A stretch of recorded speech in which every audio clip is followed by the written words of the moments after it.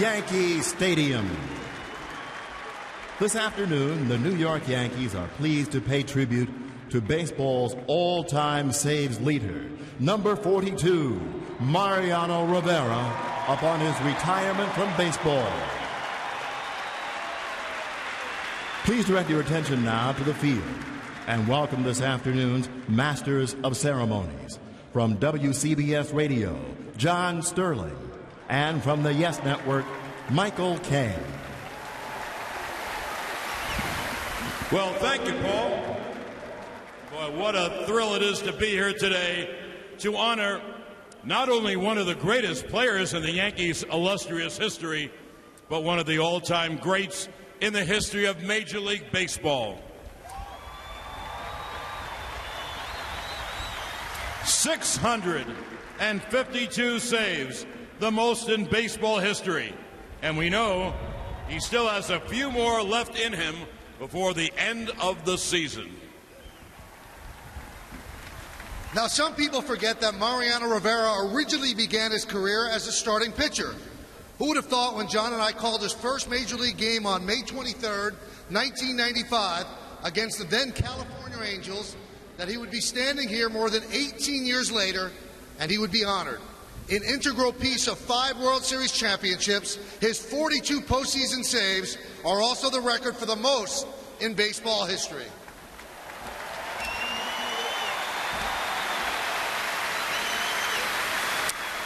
Well, as everyone here knows, today is a special Mariano Rivera Day at Yankee Stadium. But on this past Thursday, Congressman Jose Serrano from the 15th District in the Bronx paid tribute to Mariano at the state capitol in Albany. He said, and I quote, "Mr. Speaker, today I rise to pay tribute to Mr. Mariano Rivera. Originally from Panama, Mr. Rivera has spent 19 years working in my district, bringing great joy to the people of the Bronx and to Yankee fans around the world from his unparalleled success closing games for the New York Yankees. It's been an honor to have him work in my district, and I look forward to his continued success." In addition, Mayor Bloomberg has proclaimed Mariano Rivera will enter the Hall of Fame as the greatest relief pitcher in Major League Baseball history. Over the course of 19 spectacular seasons, all with the game's most storied franchise, the New York Yankees, Mo has saved more than 650 games and counting, an all-time record. Now, therefore, I, Michael R. Bloomberg, Mayor of the City of New York, do hereby proclaim Sunday, September 22nd, 2013, in the City of New York as Mariano Rivera Day.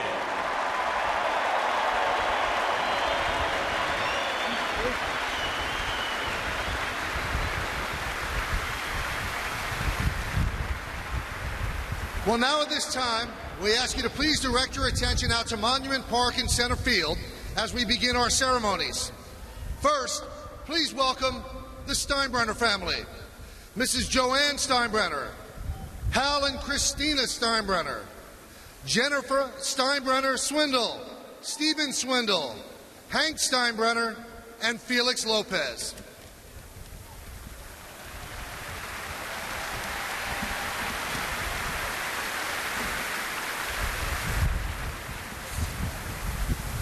On April 15, 1947, Jackie Robinson broke baseball's color barrier with his historic Major League debut.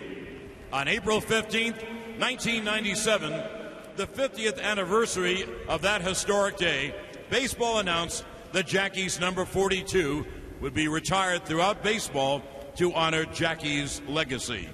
Since then, it's had a permanent spot along the Yankees' retired numbers in Monument Park.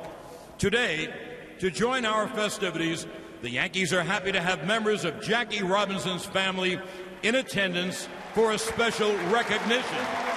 Ladies and gentlemen, please welcome Jackie's wife, Rachel Robinson, and his daughter, Sharon Robinson, to Yankee Stadium.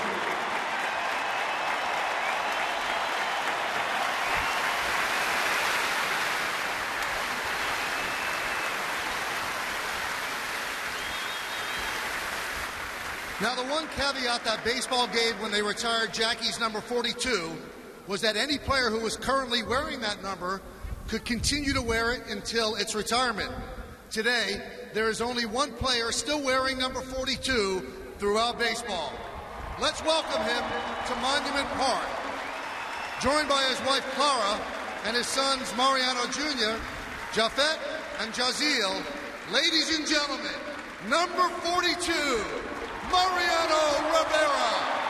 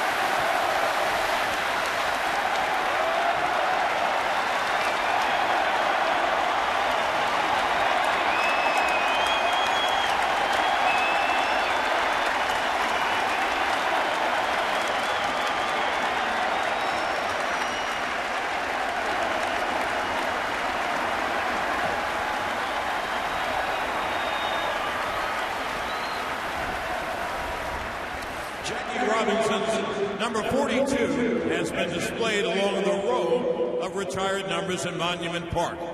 But today, to signify Jackie Robinson's legacy for breaking barriers, it's been moved to a prominent spot where it will stand alone. In addition, it will become the first bronze plaque in Monument Park for a player from another Major League Baseball team.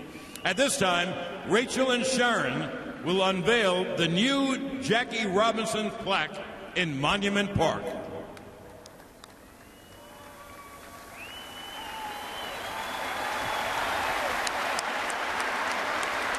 It reads, Jackie Robinson, number 42, uniform retired, 1997. A life is not important except in the impact it has on other lives.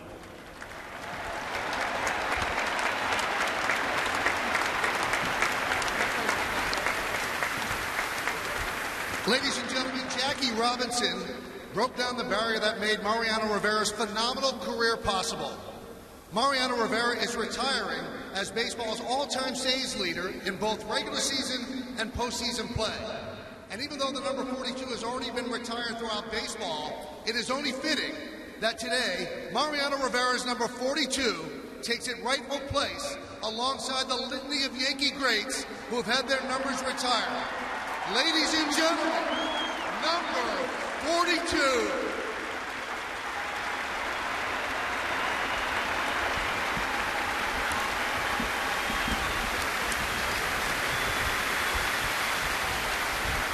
It reads, Mariano Rivera, uniform number retired throughout baseball in 1997. Mo is considered the greatest closer in baseball history. He spent his entire career in pinstripes from 1995 to 2013 and became the franchise leader in games pitched. Thriving under pressure, he amassed the most saves in postseason history. A 13-time All-Star, he retired as baseball's all-time saves leader.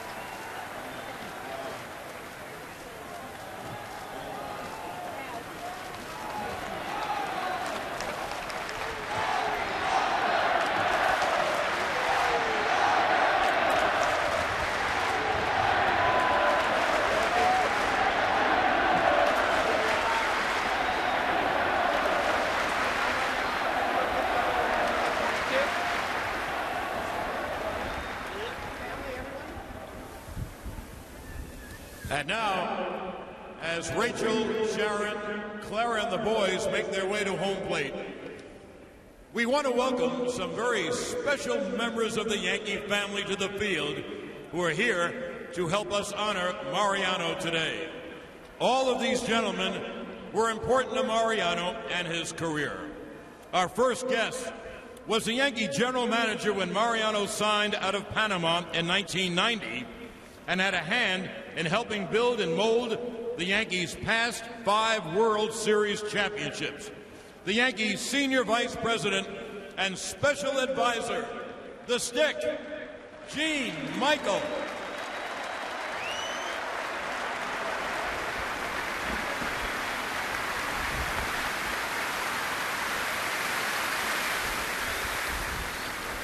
Well, this tall right-hander shared the Yankees bullpen with Mariano for 6 seasons, serving as one of the most dependable setup men in baseball. He had a devastating sidearm slider that helped make him a key member of 4 World Championship teams with Mariano.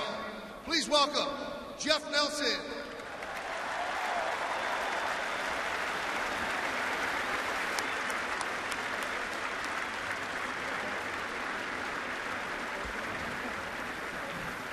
This next guest was a key member of 4 World Championship teams, a 2-time All-Star while in the Bronx, and in 1999, he would forever etch his name into Yankees lore when he would pitch the 3rd perfect game in Yankees history.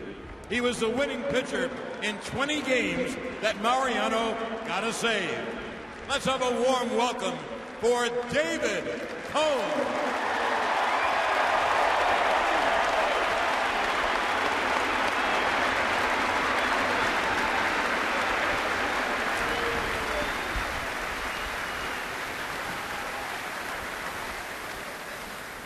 Well, this next guest was the Yankees' last full-time closer prior to Mariano. Mo was his setup man in 1996, where he learned what it took to be a full-time closer in the big leagues. In 1996, he led the American League in saves, and he saved all 4 victories in the 1996 World Series, en route to being named the World Series' most valuable player. Let's welcome back John Whitley.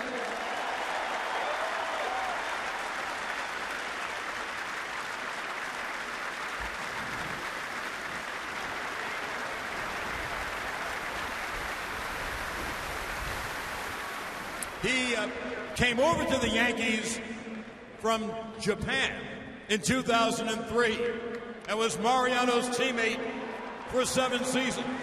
He had a huge hit in the 2003 ALCS Game 7 comeback, where Mariano pitched 3 scoreless innings to send the Yankees to the World Series. And his 6 RBIs in Game 6 of the 2009 World Series helped him earn World Series MVP honors and gave the Yankees the lead and allowed Mariano to close out the game for the Yankees' 27th World Championship. Ladies and gentlemen, Hideki Matsui.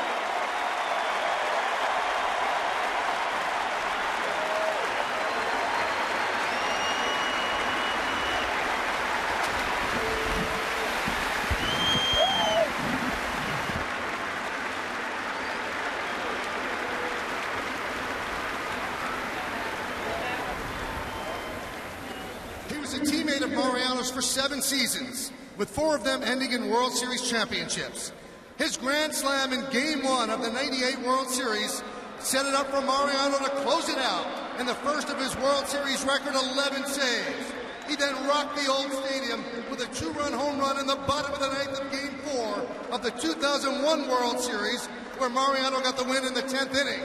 Ladies and gentlemen, Constantino Martinez.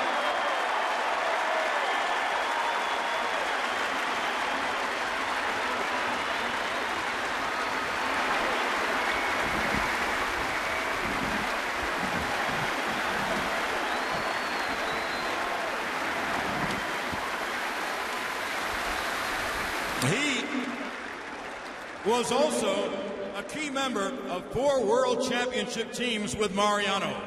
A 4-time All-Star, he hit over 300 6 times for the Yankees. He played great defense in the outfield, and his leadership was integral to those 4 World Series championships. Let's welcome back the Warrior, Paul O'Neill.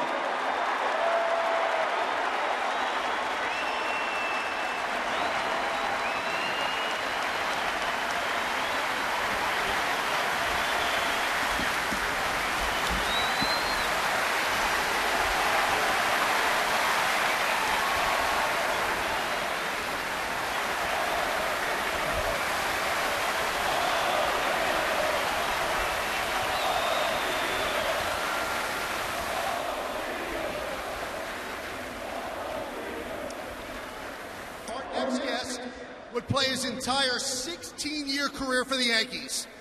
He's one of the great center fielders in Yankees history, and he ranks in the top 10 in Yankees history in most offensive categories.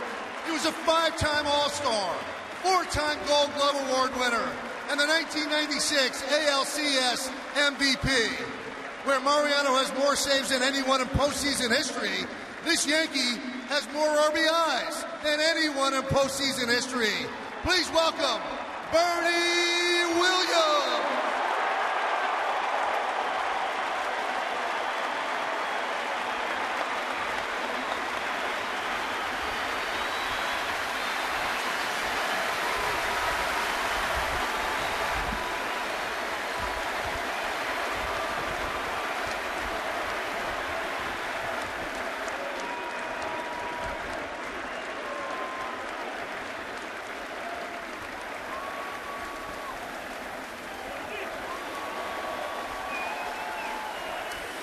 This former teammate made his Major League debut in 1995 and spent his entire career in pinstripes. He's 3rd on the list of most games caught in Yankees history and was one of the most prolific offensive catchers in the history of the game. A 5-time All-Star, a 5-time World Champion, and the catcher in more than half of Mariano's saves, 368 to be exact. A fellow member of the Core 4. Here's Jorge Posada.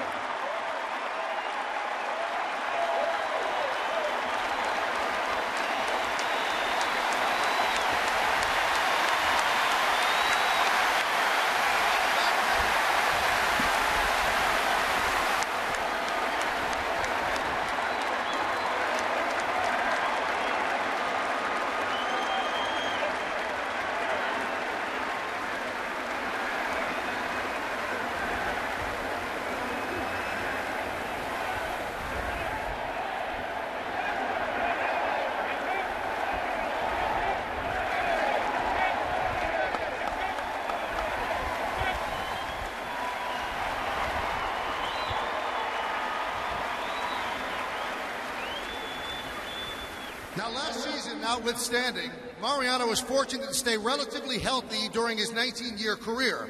However, if he ever had any bumps or bruises, this man was there to help him get back on the mound as quickly as possible during his first 17 seasons. Please welcome back Gino G. Monahan.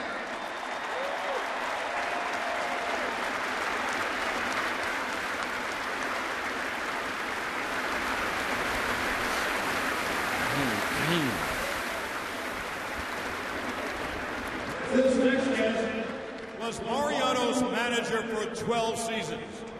He's second in franchise history with 1,173 wins as manager, and for his career, he sits 5th on baseball's list of all-time winningest managers.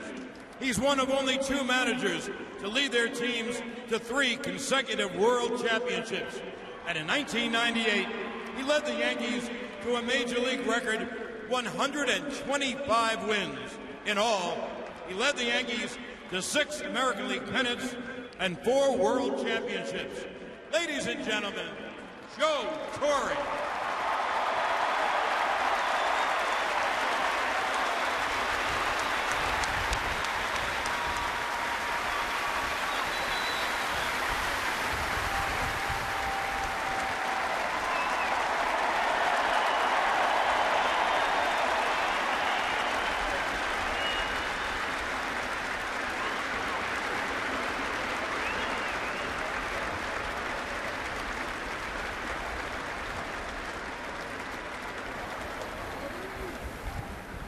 And now, let's welcome again, escorted by Yankees second baseman Robinson Cano, Jackie Robinson's wife Rachel Robinson, and his daughter Sharon Robinson.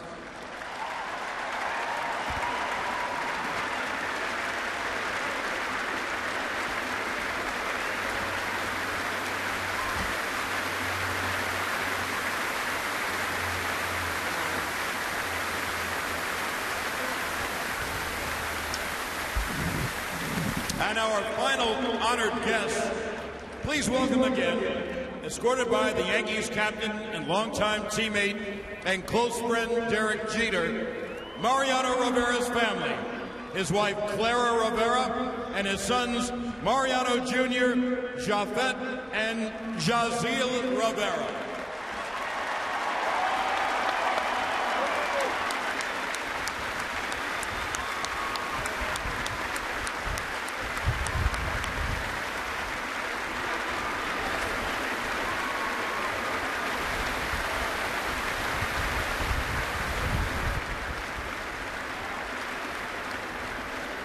Ladies and gentlemen, at this time, we ask that you direct your attention to the video board in center field as we look back at the amazing career of Mariano Rivera.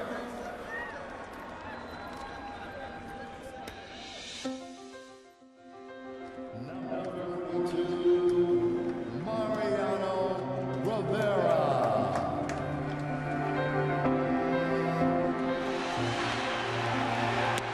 The greatest closer in history now has the most saves in history.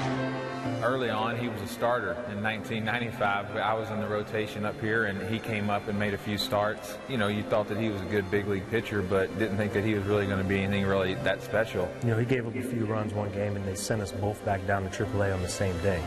So I just remember me and Mo driving back to the hotel pretty much in tears, saying how we want to be back as soon as possible. It was amazing seeing 4 youngsters that came to the big leagues and made it basically at the same time. We didn't know anything about the future. You know, we were just happy to be in the big leagues. You know, it's very difficult to make it to this level, let alone stay here, and to be as consistent as he has been year in and year out, and especially what he's been able to do in the postseason. You know, I think there's probably no debate that, you know, he's the best to ever do his job. You know, you're talking about the greatest closer ever, and there's one thing that sticks out, how consistent he's been throughout his whole career. We all have the same mentality and the same goals, and the goals were winning championships. You know, we wouldn't have 5 rings that we have if we didn't have Mariano. Ball game over. World Series over. Yankees win. The Yankees win. In '96, I was throwing just fastball, straight fastball, and I was going by, but I knew that eventually I need to get something else. His cutter just got better and better, his command got better and better, and he just got better and better as the years went on. I didn't know at the beginning. I didn't know how to use it. Once I started learning how the ball was moving, and I just was trying to throw the ball over the plate, and I never looked back. It's the pitch that made him. It's the pitch that I think is going to go down as one of the most famous pitches in baseball. Just let it be, and the rest is history. They end up swinging what's not there. Unbelievable. Just a devastating pitch. Strike 3. Here is the beautiful pitch Mariano's done so often in his career. So you're always in defense mode against Mariano. Mariano has been close to perfect. If you look around the league, how many guys, how many players in their career got a chance to play with a guy like Mo, best closer of all time? I mean, who got the chance? To be able to tell people down the road that I play behind the greatest closer of all time, and I've got the best view of all. I get to see how much his cutter's moving, and I get to see where the catcher's setting up and how he's pitching the guys. It's pretty special. I think Mariano, just the name and knowing that you have that guy there and what his legacy and legend is, and you know you have that, there's not ever going to be another Mariano Rivera. Be able to dominate the game on the level he's pitched at for so many years and you know, so many big situations. It's definitely an honor to be able to come in and play with him. It's obvious for me that he's the greatest closer of all time, but more than anything, one of the greatest competitors.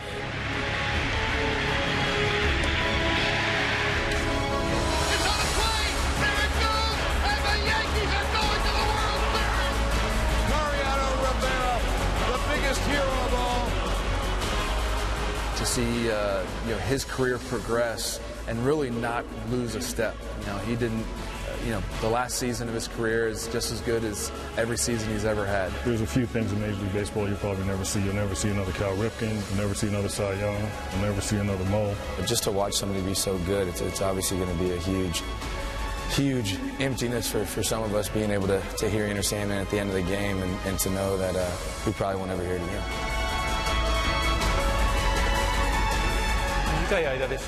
I want to thank him for the experience of being able to be on the same field as him and wear the same uniform, and that this is one of the greatest honors and privileges of my baseball career. He's just one of the best guys I've ever known. He's a guy you really look up to and you want to be like. And has been in charge of that bullpen for year after year, and so many players have learned so much from him. We'll miss that guy. I'll miss watching him come in and just absolutely dominate the game like he has. He's the gold standard, and he represents the Yankees, as well as any Yankee in their history. Bottom line, the greatest closer that's ever played this game, and I'm fortunate because I had a chance to catch him in his dominance, to coach him, and manage him, and it was a real pleasure. To be able to share a lot of memories with someone for 20 years goes without saying that we're pretty close. So, I'm happy that I've had an opportunity to play my entire career with him.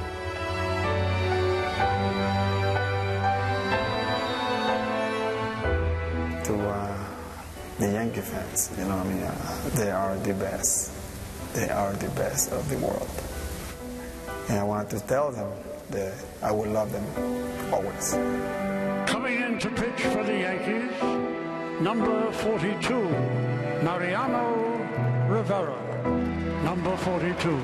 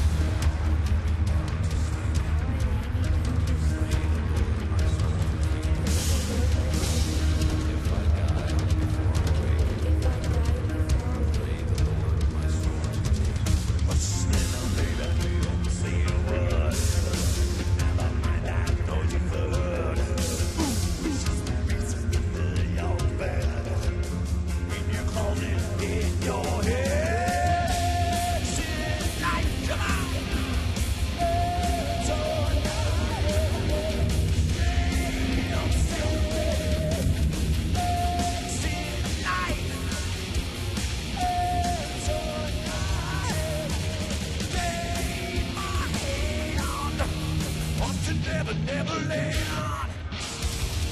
Yeah! For you, Mariano! Thank you, brother!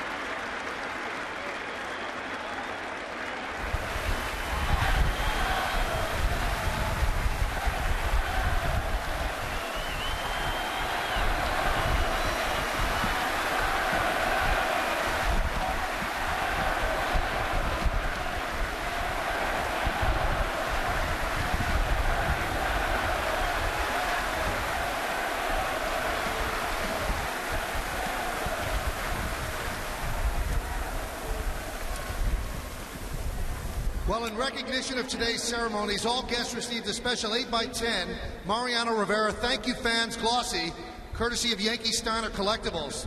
Yankees value their partnership with Yankee Steiner Collectibles. Please welcome out to home plate the CEO of Steiner Collectibles, Brandon Steiner, to thank him for sponsoring this promotion honoring Mariano Rivera today.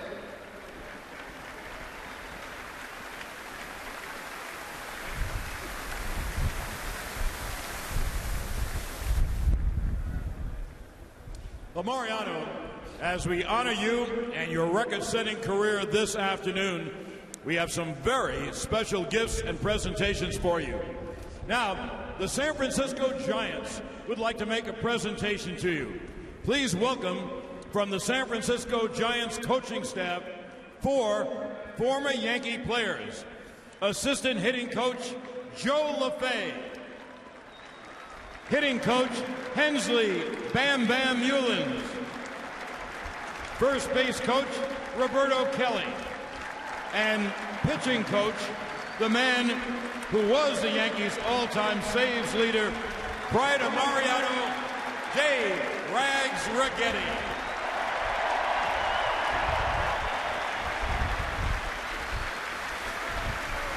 The Giants have 2 gifts to present this afternoon, as well as a donation to the Mariano Rivera Foundation. The first gift is a 16x20 pen and ink watercolor by local San Francisco artist Saul Levy. It commemorates Mariano Rivera's appearance at AT&T Park on June 22, 2007, where he pitched 1 2/3 innings to earn the save in the Yankees' 7-3 victory over the Giants.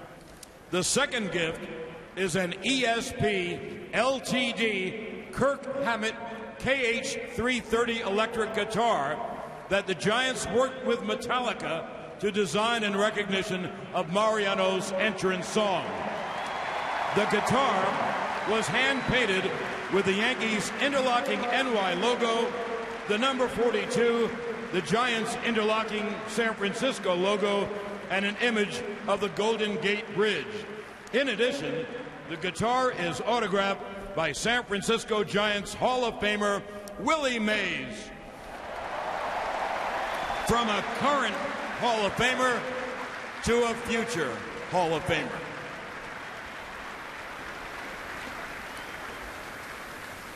Well, released in 1991 by the rock band Metallica, the song Enter Sandman helped their self-titled album Metallica debut at #1. Although it was one of the most recognizable rock songs of all time, it gained even greater popularity as Mariano Rivera's entrance song over the years, letting the opposition know that the Sandman had entered the game. The Yankees are thrilled that Metallica is here today to celebrate Mariano with us. Please welcome to the field the legendary and Hall of Fame band Metallica, James Hetfield, Lars Ulrich, Kirk Hammett, and Robert Trujillo. The band has customized one of their touring 4x12 guitar speaker cabinets for Mariano, a great pairing to go with his new Kirk Hammett guitar.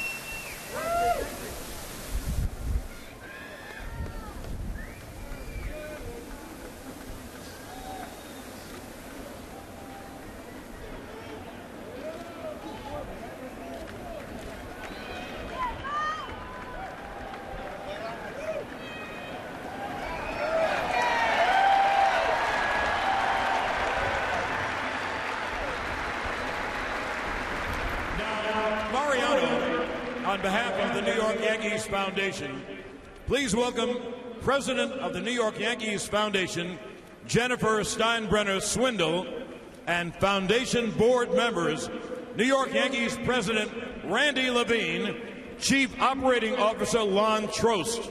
They'll now present a $100,000 check to the Mariano Rivera Foundation, whose mission is to share with the community the blessings which God had bestowed on them and their family by providing scholarships to qualified youth and sponsoring youth centers and churches that implement educational programs which benefit underprivileged families in their communities.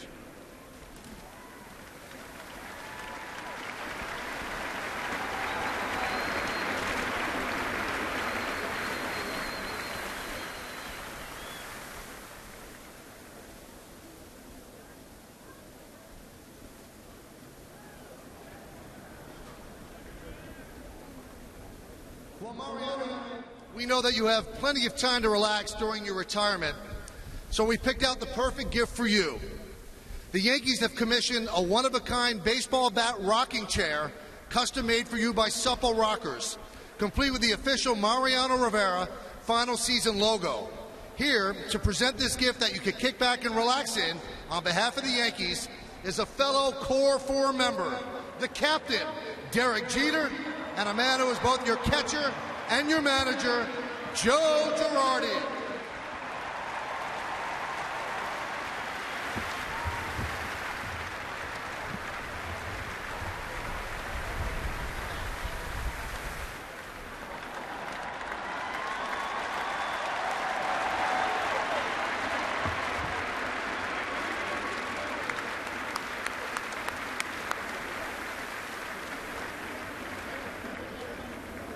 Earlier, your retired number plaque and uniform number were added to the exclusive collection in Fame Monument Park.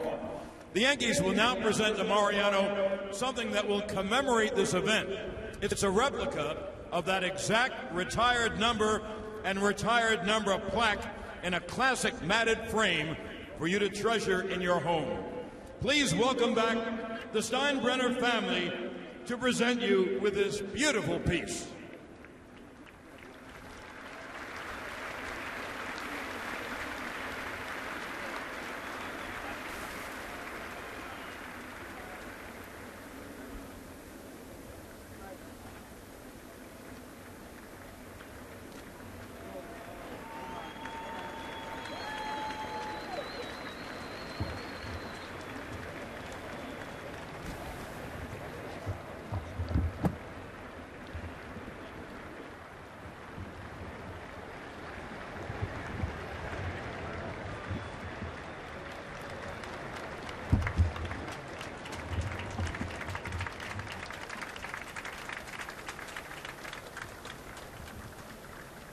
In addition, Mariano, the Steinbrenner family will present you with your final gift.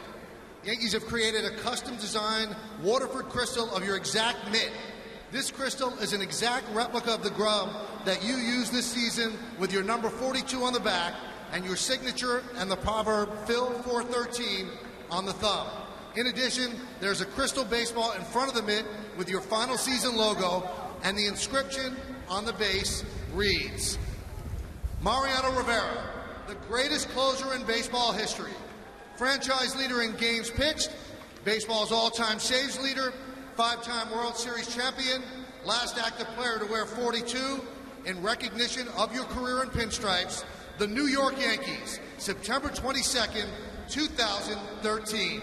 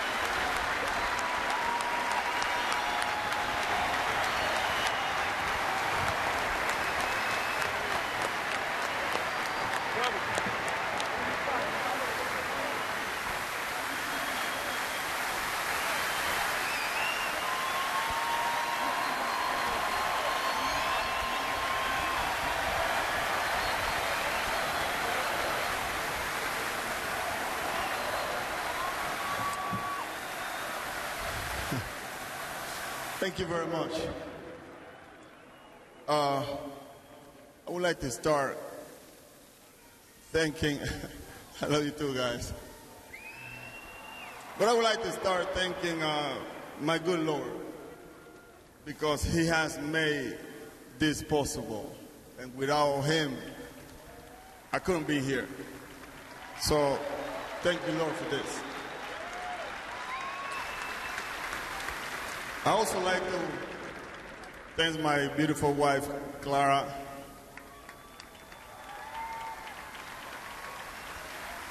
For the love and the patience, a lot of patience, and the kindness and the support that you have given me for all these years. I do appreciate that.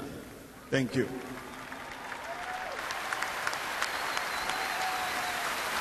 For the boys, Mariano, Jafet, Yasiel, thank you for your support, man. Appreciate that.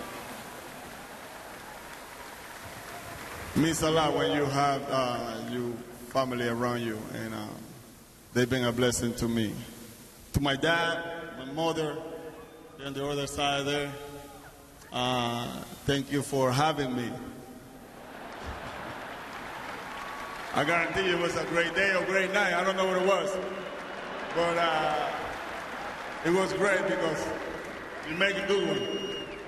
So, gracias. Thank you.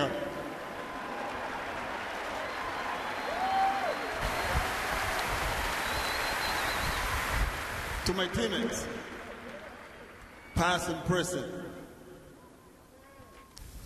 I appreciate you guys, man. The Lord has blessed me with a big family, and all these men has been part of my family. And I thank you for every one of you guys individual for what you guys has been for me. I love you guys, and you guys special to me and my family.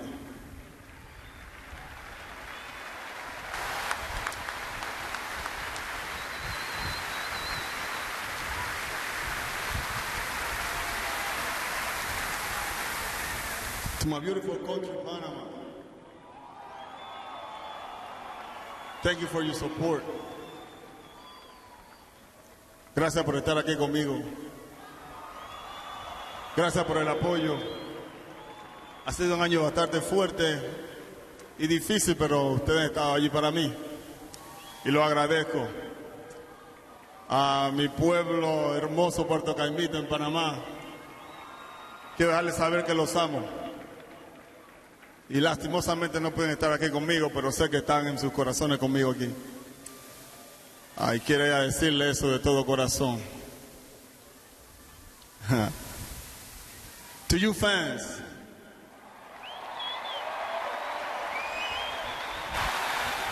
thank you for 19 years of support. Has been a great run, guys. You guys been amazing. And you always has been here for me and for the organization. And I would never forget that. You guys will have a part of my heart here in New York. And you have taken me like one of you guys. And I do appreciate that. I want to thank the San Francisco organization for being here and allowing me to compete against you guys. Thank you very much.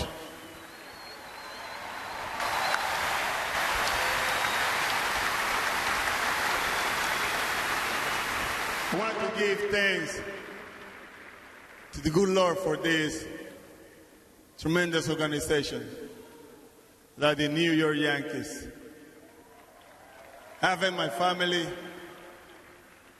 has been special to me. And this man that I wish he was here, Mr. George Steinbrenner.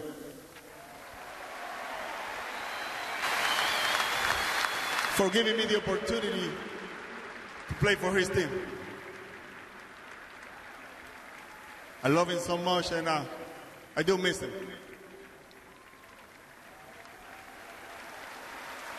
Rachel, I know that he's not here, and I would have loved to meet him. Mr. Jackie Robinson. But it's a great pleasure and an honor for me to be the last Major League Baseball player to ever wear number 42. Even though I haven't met him, but he has been a hero and inspiration for me. And I thank Mr. Jackie Robinson for that. And to America, that has given me the pleasure since I left my country 23 years ago, and that's why America is a great country.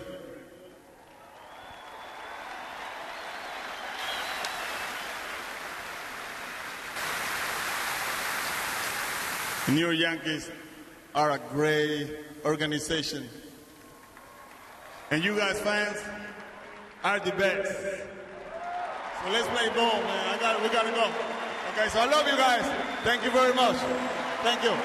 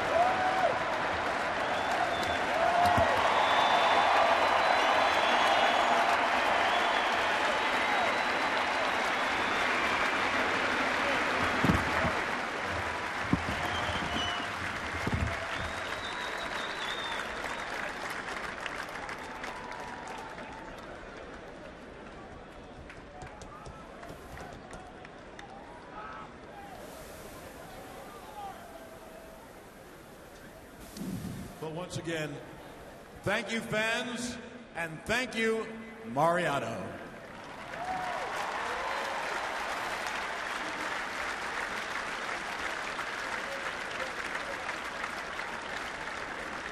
It's going to be tough for me to watch ball games now and late innings starting next year and not seeing you come in from the bullpen.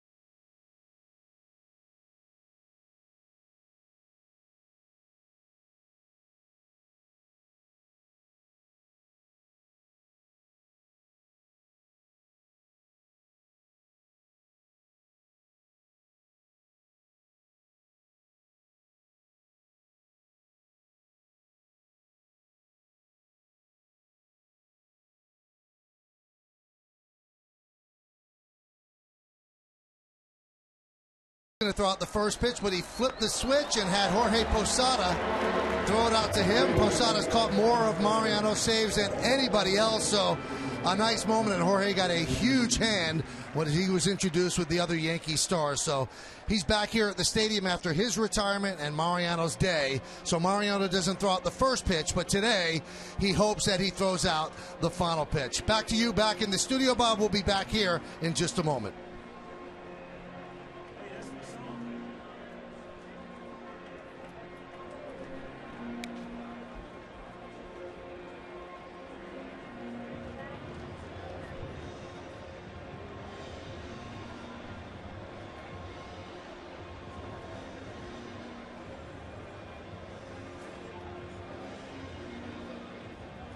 Robinson.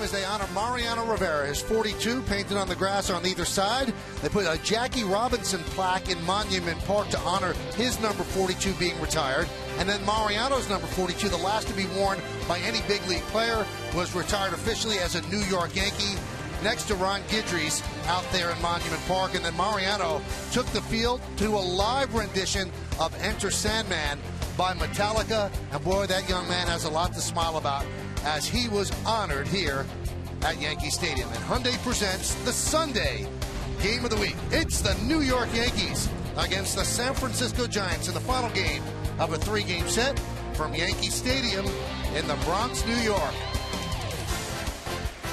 Oh, quite an afternoon here at the stadium. Mariano officially retired, number 42, but he still will pitch or might pitch in the remaining games on the schedule. There are 7 games to go as the Yankees are still in the hunt for a playoff spot. That man is pitching his final game here at Yankee Stadium. He also announced his retirement, so Andy is getting ready.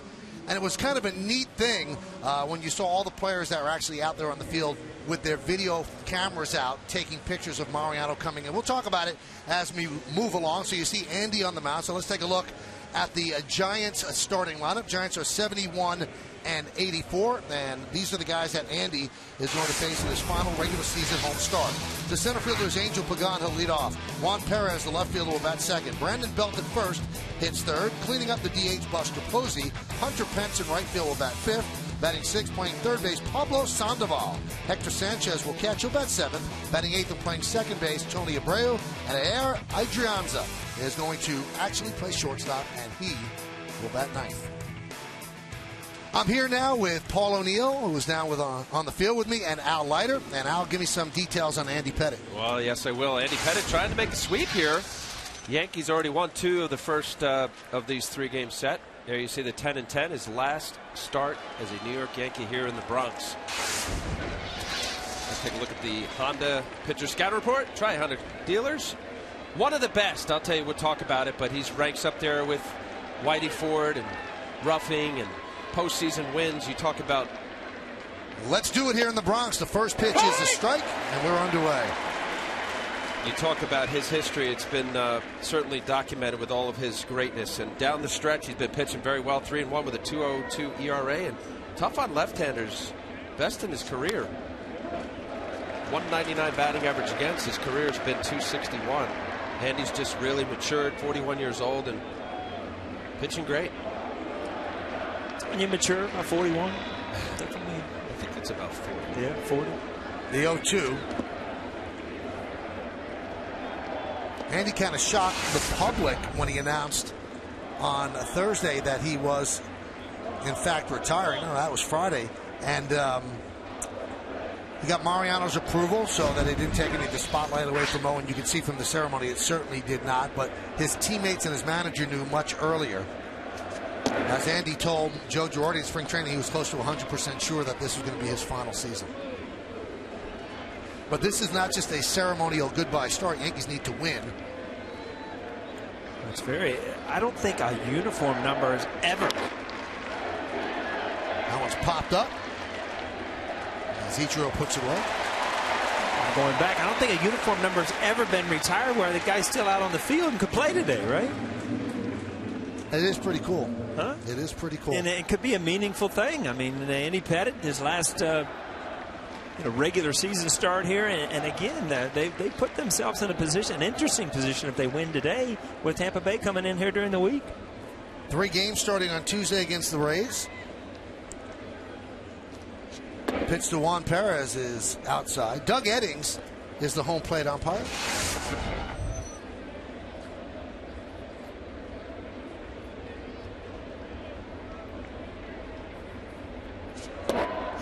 Well, this is a sellout. You could not get a seat for this game. In the hours before the game, outside Yankee Stadium, absolutely buzzing. Difficult to get where you wanted to go, but people understood, wanted to get in and be here for the ceremony, and they certainly were. Which I think, Michael, of all of the great ceremonies that this organization's had with all the great history, I thought that was what really made it even more special. The place was packed. Right. It was good, too. I mean, I haven't had goosebumps on the field in a while, but, I mean, when he's walking in during that was pretty cool. Perez swings and misses, 2-way here in the first inning. Well, I was thinking now that, with all that's going on and all that's going on through Andy Pettitte's mind also, the first inning is going to be a tough one. And so far, so good. He's got a good breaking ball. You see a cutter down and in there. Love to see him get into a good rhythm where he can just concentrate on getting guys out. Mariano Rivera. Day patch is on the hat, also on the sleeve of the uniform. How often do you see that, Paul? An active player. Brandon Belt takes strike. Also, a nice gesture by the Giants. They stood on the top step, actually outside the dugout, the entire ceremony, and they made a presentation of their own former Yankees that are on the Giant staff, and there were plenty of them. And it was also somewhat symmetrical that Dave Righetti made the presentation, and he was the all-time saves leader before Mariano passed him for the Yankees. There's Hensley Mullins. 1-2. Wow, you talked about lefties and why he's had so much more success, and I think he actually has a better breaking ball late in his career than he did earlier. I mean, he used to be, sinker, changeup, kind of a cutter, slider. That he's got a bigger breaking ball. He's going to give lefties a lot more trouble. And the 1-2. Swing and a miss. That's an impressive first inning for Andy Pettitte. The first inning of his last home game in the regular season. He retires the Giants in order. Yankees are coming to bat.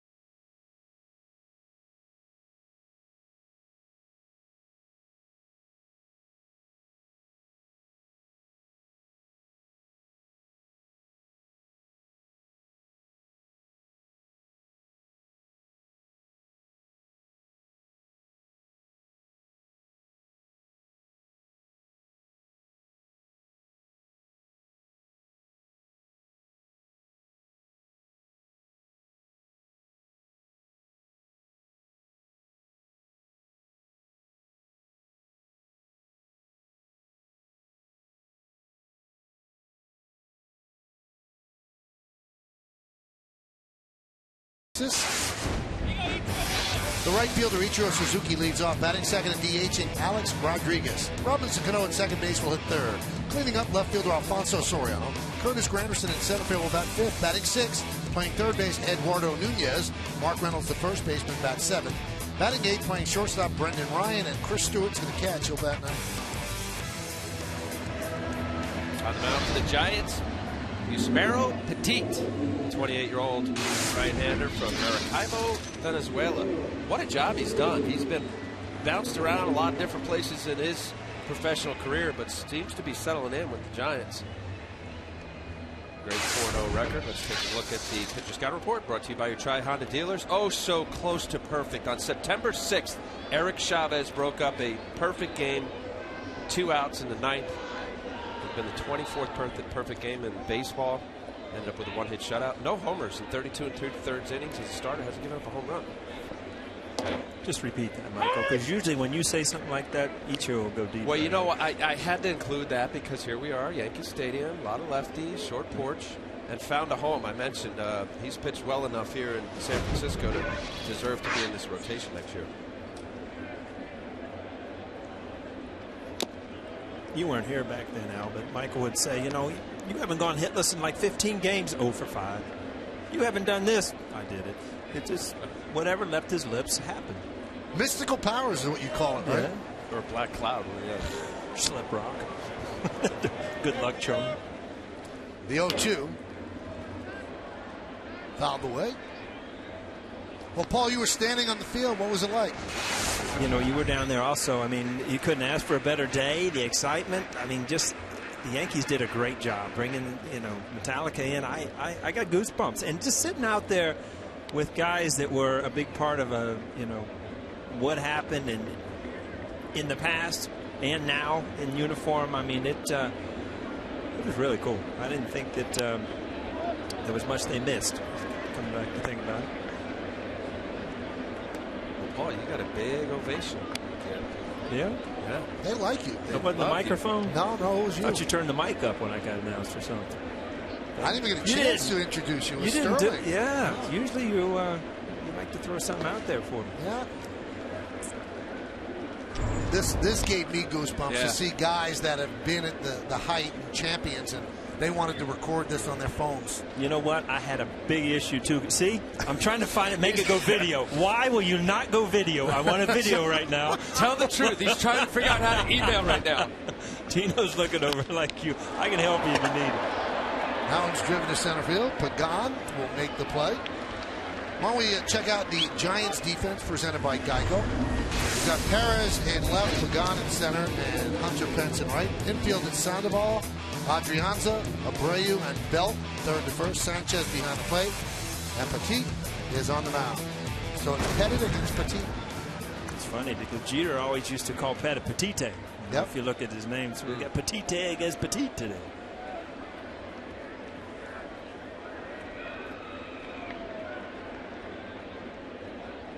Just missing a couple of T's and E's.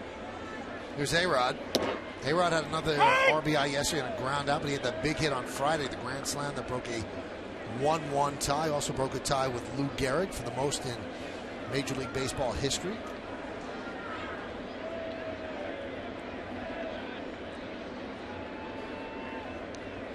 Good breaking ball there. Another thing that amazed me, and you know, you're looking around the celebration, and Joe Torre was over talking to Mrs. Jackie Robinson's wife. You know, she is in her 90s.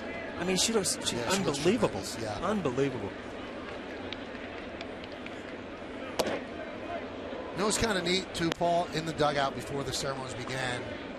Almost the entire 96, 98, not the entire, obviously, not 25 guys, but all of you guys hanging around with Torre again. He was with his team again. You know, I went out and I was talking to Tino and Jorge, and I was looking at the lineup, and I looked over. Everything seemed intact, and then I saw Coney, and I saw Nelly, and I saw Wetland. And I said, Coney, you know what? Look at this lineup. You're in trouble. You got 7 innings today because Wetland's only got 1 and Nelson's only got 1. We'll take care of the hitting, but you got 7 innings. So 2 down. That's going to bring up Cano. Yankees looking for a sweep of the Giants. 5-1 on Friday, 6-0 yesterday. But a lot of the teams that they have to jump over have been winning. Now the Orioles lost twice so far to Tampa Bay. Won an excruciatingly long game on Friday, and then yesterday. I think the Yankees would love to have the Orioles take a game today. But, you know, when you two were arguing the other day, I'm with you now. I understand where you're coming from. I think that the Yankees have put themselves in a better position by getting Baltimore behind them. Right. Because now that, you know, they play Tampa Bay, they can control that destiny. I mean, you still obviously have to worry about Cleveland and Texas. You scoreboard watch. It's just the way it is this time of year. But it would serve them well if Baltimore could win today. Now, Baltimore's trailing in the top of the second inning 1-0 to Tampa Bay. But if Baltimore wins and the Yankees win, well, then you're 3 games back in the loss column by the Rays, and you play the Rays 3 times. So you kind of control things there, and you've already passed the Orioles anyway. And Houston has jumped on Cleveland early. The Astros lead 2-0, top of the 4th inning. You know, in that Orioles series, guys, it's a wraparound series, so there's 2 more. They play tomorrow in Tampa Bay before they come up here to New York. You know, and we talk about this stuff, and you know, the celebrations and the wild card and this, and none of it matters unless you go home with wins every single day if you're part of the Yankees right now.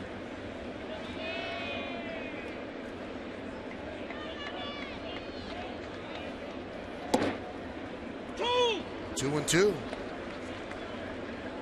Yankees baseball available in Spanish by hitting the SAB button on your remote. SAB is brought to you by Infinity. I needed that down on the field, Michael. Did you? Yeah, Mariano went into a little Spanish for us. I had no clue what he was talking about, but the people of Panama, I saw the signs and the flags waving, so he must have been talking to them.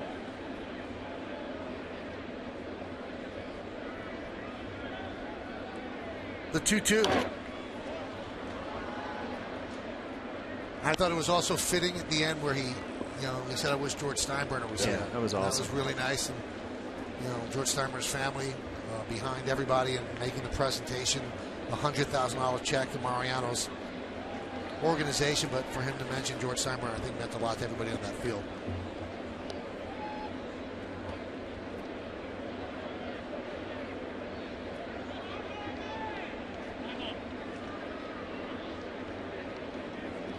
Had a nice touch with Robinson Cano, bringing out Rachel and Sharon Robinson, as Robinson was named after Jackie Robinson. That one is drilled to center field. Pagan back, still back, and he'll make the play on the warning track and takes a seat for the final out of a 1-2-3 inning. We played one here at the stadium, 0-0 on Yes.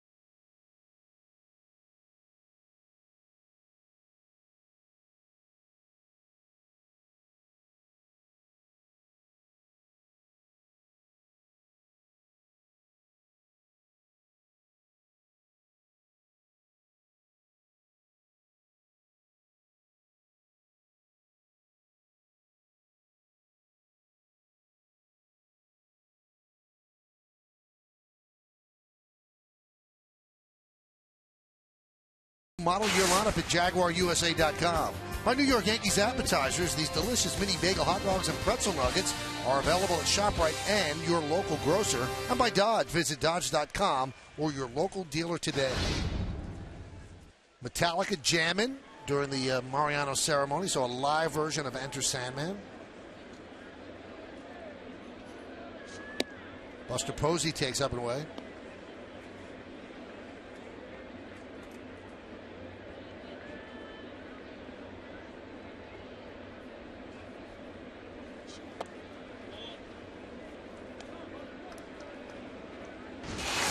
You know, we talked about this in the pregame show, Al. Is Andy thinking at any point right now that this is his final game, or is he so locked in that that's not even entering his mind? Right now, there's no doubt about it. It's not entering his mind, Michael. He's such a competitor. You just look at him, the way he just peers in and knows what he wants to do, has a great game plan. But I would hope that maybe this game would dictate for him to step back, look at this big crowd, reflect just momentarily, just about what a career he's had. I mean, think about it, guys. You know, once upon a time when he was drafted. Ground ball is short, Ryan. You know, we all think, you know, our careers are going to be whatever they are, but he was a 22nd round draft pick in 1990 out of Deer Park High School. You know, and look at the numbers, where he ranks, and the greatness of this organization, and what a career.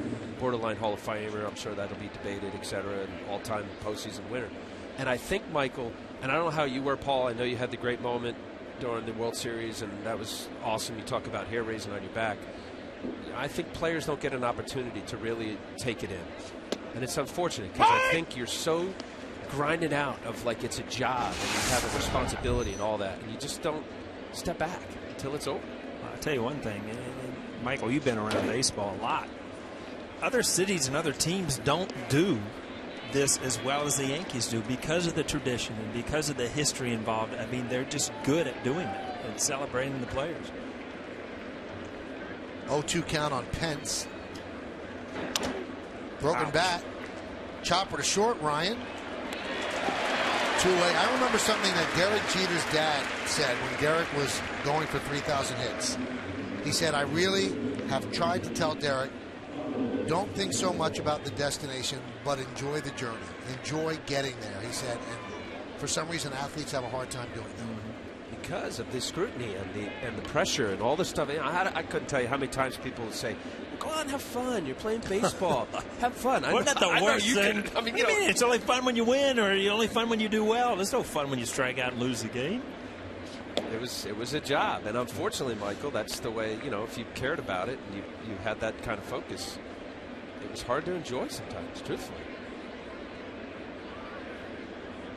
But Paul, I wanted to second what you just said. The Yankee organization, I mean, it's the envy of all for players to look. Aside from the run that you guys are part of, and as a fan from the 70s and then, of course, the 60s and beyond, but how they treat their players, their ex-players, the tradition, the pride, all of that stuff that you learned as a youngster. I know you didn't come up through the minor leagues. I did.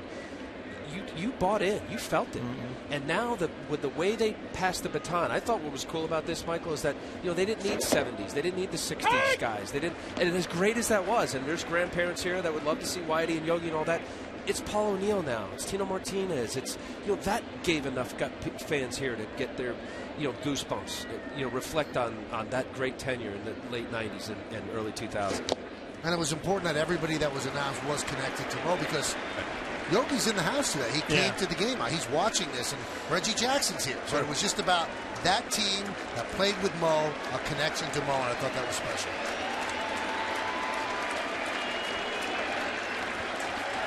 So he's come back from 3-0 to go full on Sandoval. And that one is hammered foul. Why don't we check out the Yankee defense, which is presented, as always, by Geico. You've got Soriano, Granderson, and Ichiro left to right in the outfield. Nunez, Ryan, Cano, and Reynolds third and first. And Stewart's behind the plate with Andrew Eugene Pettit on the mound.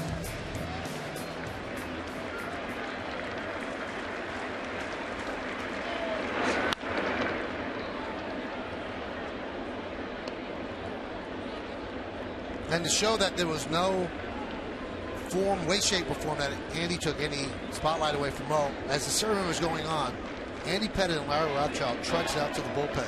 unnoticed. Nobody even saw as he was going to warm up because he has a job to do there.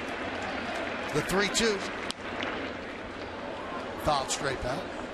That's bad judgment right there, Michael. That ball was 50 feet from this booth, and you're reaching out there. I just didn't want to flinch, you know, so I did the complete opposite. Either you had a big glove as a little kid, or you can't judge a fly ball.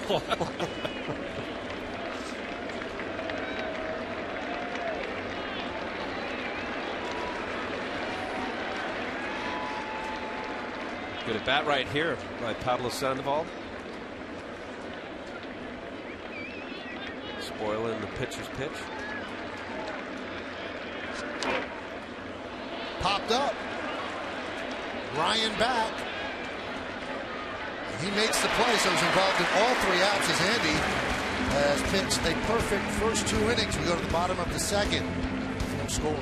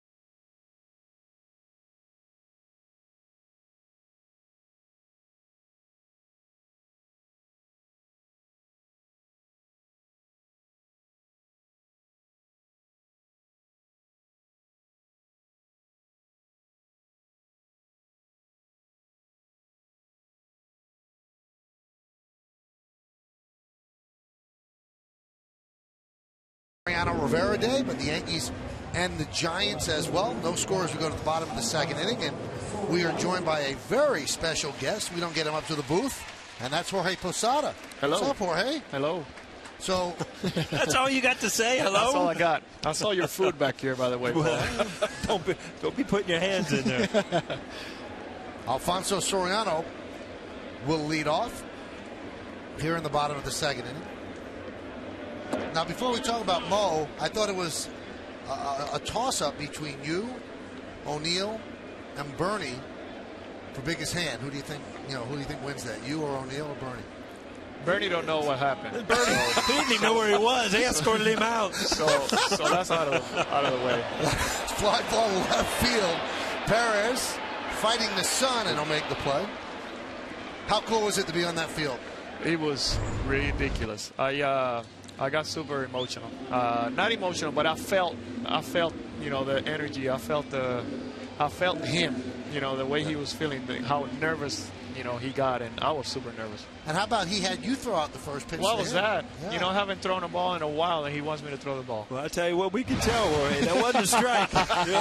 I threw a cutter. Yeah. And then he was pulling the, hey, come on. Yeah, bring it down. Here's Granderson. Now, Joe Girardi said he is the easiest, and I'm sure you aren't easy for him. A little bit of a loop there. How'd that feel? Well, yeah, it's a little tight. Girardi said he's the easiest pitcher he ever caught. Do you agree? Yes. What made him so easy? Well, Mariano, his location. How consistent he was with his location, his pitches. If you said here, he would put it there. If you said a little bit higher, he would put it there. Two-seamer, it was just. he's been, talking about flawless delivery, talking about a flawless, the way he takes care of himself, but his consistent pitches, the way he puts the ball. Jorge, when we look at Mariano, we always ever talk about his cutter. But at what point during that period of time when you caught all those saves did it become more apparent that, I need to start throwing more two-seamers? Well, he started throwing more two-seamers to right-handers. Right-handers were hitting well. They were pinch hitting right-handers to him, and we started throwing more two-seamers.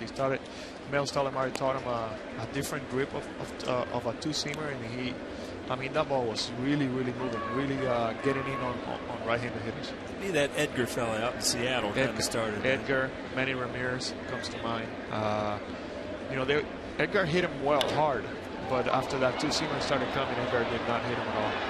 Gramson with a fly ball to left, and boy, is Perez battling the sun out there. I tell you, this time of the year, you can even see the flagpoles on the field. It becomes very hard with the angle of the sun. I tell you, it's a bad feeling. You didn't have that as a catcher, Jorge. You never lost balls in the sun. Well, you got a foul ball, right over here. Yeah, you get, not now, but during the summer, he was tough. I was talking to Jorge in the dugout, and he said that O'Neill and Leiter have the best gigs in the world, and you'd like some of this, right? 23 games, maybe? Yeah. Maybe we wouldn't even need an SAP button. You could do it in Spanish at the same time. Maybe 3 games. How about that? Nunez with a high pop-up to left field. Jorge, you could stay another half inning, right? Yeah, that wouldn't be a bad deal. Come back and have some pizza with me. All right. I'll be back. We've played 2 here at the stadium. There's no score.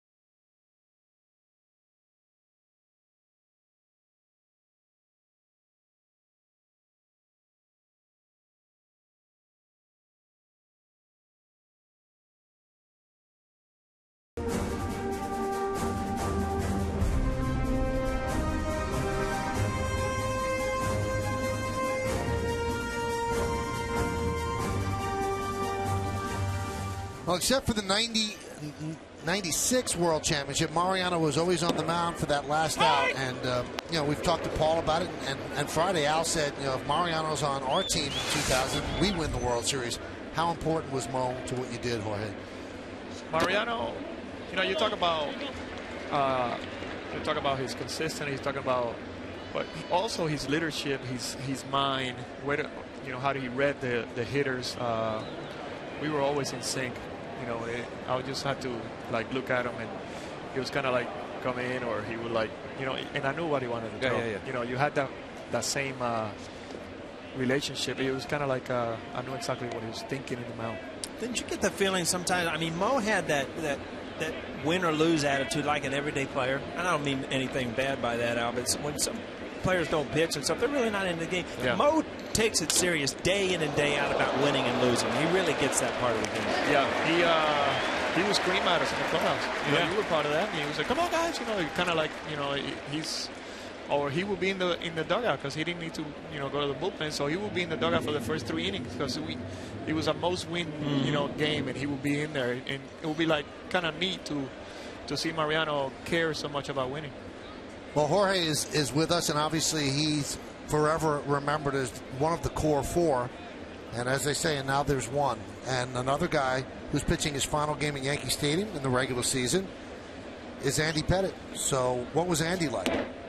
Yeah, I got to know Andy in 1991. We were in Oneonta, New York, and they said, "Go catch this lefty." He just came up from, I think he was throwing in down in rookie ball. So they called him up. We were in single A short season, and he's throwing me knuckleballs. He had a knuckleball on his repertoire, and Really? It was pretty nasty. It hit me in the knee. And I'm like, what? You know, what's going on here? And he. There was something about Andy. I told my dad, 1991, I told my dad, this guy's going to be in the big leagues. You know, he cared, he ran. You know, he wanted it more than anybody else. You, Mo, Derek, Andy, when you guys got together, did you ever dream this big that it could ever result in all of this? Never. You know, you talk about, you know, guys being together for so long, winning together. That's the thing. You know, you can be together and lose. It doesn't make it. You know, it's more. But winning together, being there for each other, and for so long, you know. It sinks in much more now that you're away from the game. It right? really does. You really take does. it for granted a little bit. Look at that guy right here. I know. It really does. You look back, and you know, when you're sitting down and you watch the game a little bit, and you're like, wow, you know, I was a part of that. And you take, you know, when you're playing, you don't know what you're doing. Do you enjoy the journey at all? We were talking about this earlier. I enjoyed every minute of it. But when you were in the middle of it, did you? Oh, yeah. Yeah. Yeah, because, I mean, you get 5 championships, and you look back, and that's what you think of, the World Series. You know, even the one in 2001 we lost, and even in the 2003 you lose. But you being a part of that makes your career a lot better. I'll tell you the things that I remember were when you and Duque would be down there screaming in the tunnel during his starts. I miss that, Jorge. Those were fun. Well, Andy looks determined to put on a show right here as he's worked a perfect 3 innings. This was after save 602. Mariano became the all-time saves leader, and a man who caught more of his saves than anybody else. Jorge Posada gave him a hug. Jorge, thanks a lot, man. Oh, thank you for having me.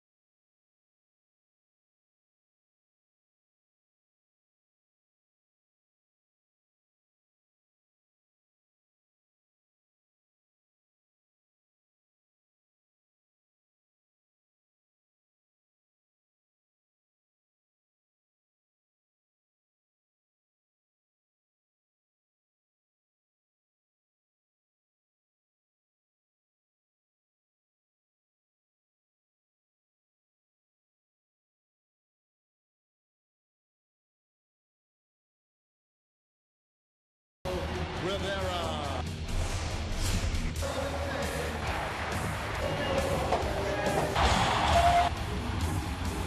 For you, Mariano!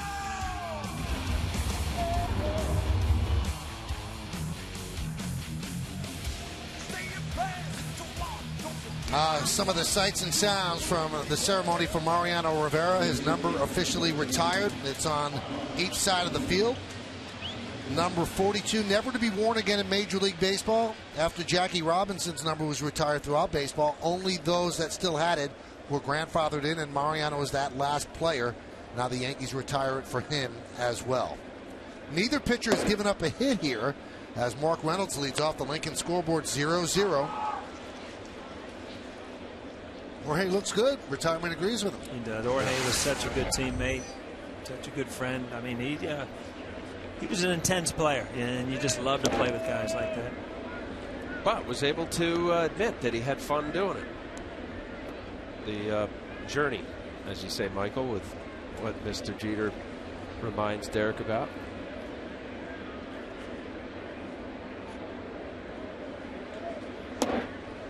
And there's a strike.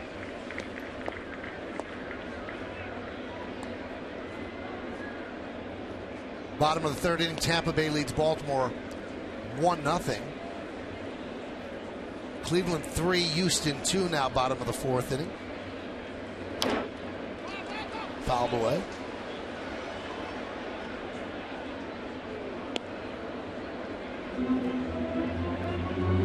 It'll be the bottom third of the Yankee order: Reynolds, Ryan, and Stewart.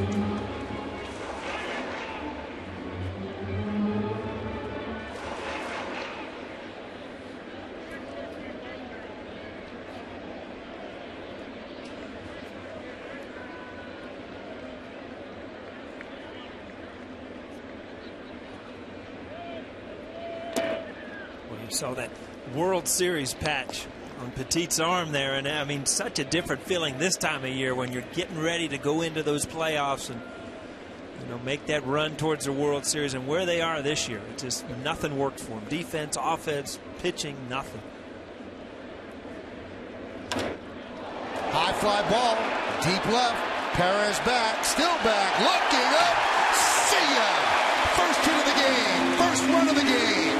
1-0 Yankees. Michael, I was going to help you with that because you were taking that real slow. He killed that ball. That ball went off the Zoo York side out there.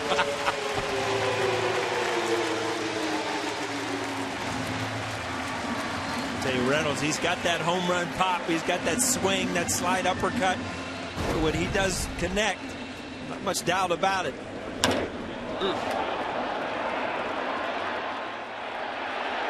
Doink.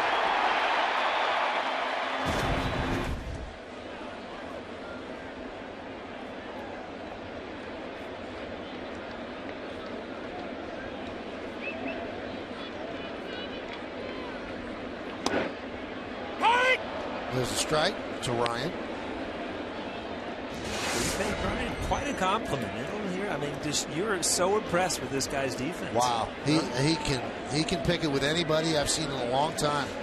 Obviously, he has to hit a little bit more, but he's pretty special with the glove. Pops that one up, and a nice play by Abreu on the run in foul territory for the first out. Well, you look at Brendan Ryan. You could have a guy that maybe he's not a 250 or 70 hitter. Brandon Belt coasted back, but that's, you know, look, you get a chance to solidify the defense, and there's no doubt, Michael, you're right. I mean, for a window, for about a 4 or 5 year window, Brendan Ryan, he was the best fielding shortstop. But Slade with the helmet there. I know nothing. I see nothing. I don't think he knows you're in the house. I tell you one thing, though, and to your point now is, you know, you can take your shortstop's offensive numbers if you can make it up somewhere else. Yeah. And, you know, if you've got a guy, a second baseman that's going to hit 30 home runs and drive in 120, is Robbie Cano on the other side of the infield. I mean, you can play a defensive player and just have that be one of your strengths. Stewart pops it up.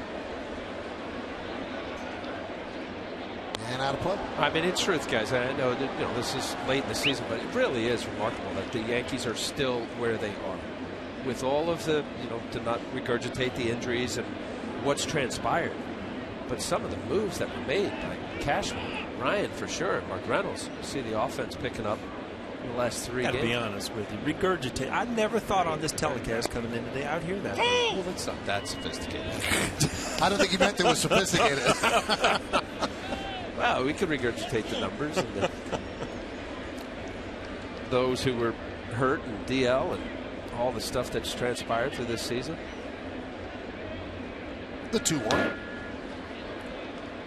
I think the organization as a whole has done a good job in replenishing what needed to be replenished as the season moved on. And everybody has worked together to bring people in. And here we are. And, there's 7 games left, including this one. And they've still got a shot. Is it a great shot? No, let's be honest. Not a great shot right now. But it's a shot. And with all the man hours they've lost to injury, the fact they have a shot is pretty special. That one is lined to Adrianza for the second out. I tell you what, if you don't go to the game or you don't see the game, you still wake up in the morning or you go on your iPhone and you check the score because you still know that the Yankees, if they can finish out, you still want to know if they won or lost, because if you're a Yankee fan, you know in the back of your mind there's always a chance.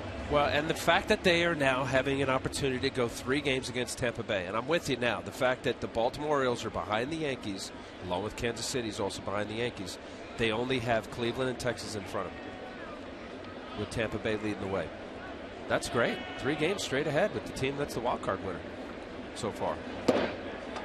But the Cleveland team is the one that scares you a little bit because you're 4 behind Tampa Bay in the loss column, and you have 3 games left with them, so you don't control things in that way. And Cleveland has an easy schedule. Yeah, but you do remember now there's 2 wild cards. So if Cleveland, just right, but Cleveland has the easiest schedule. Yeah, stretch right in, then you just do it any way you can. But again, going back and winning every single day is the only opportunity you have at making this fun.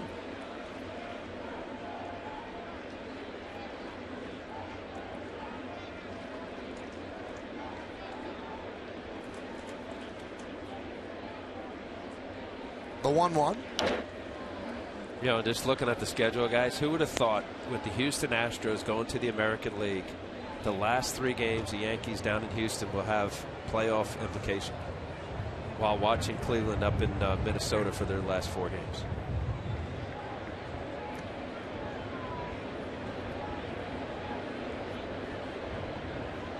The 1-2.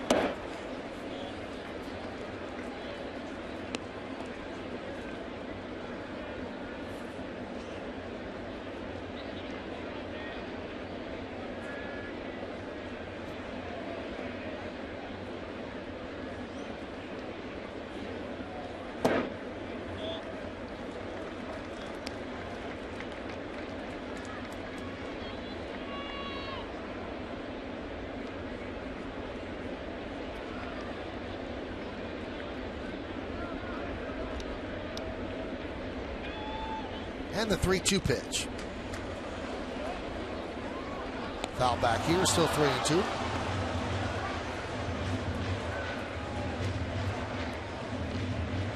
Andy Pettit has a 1-0 lead now after 3.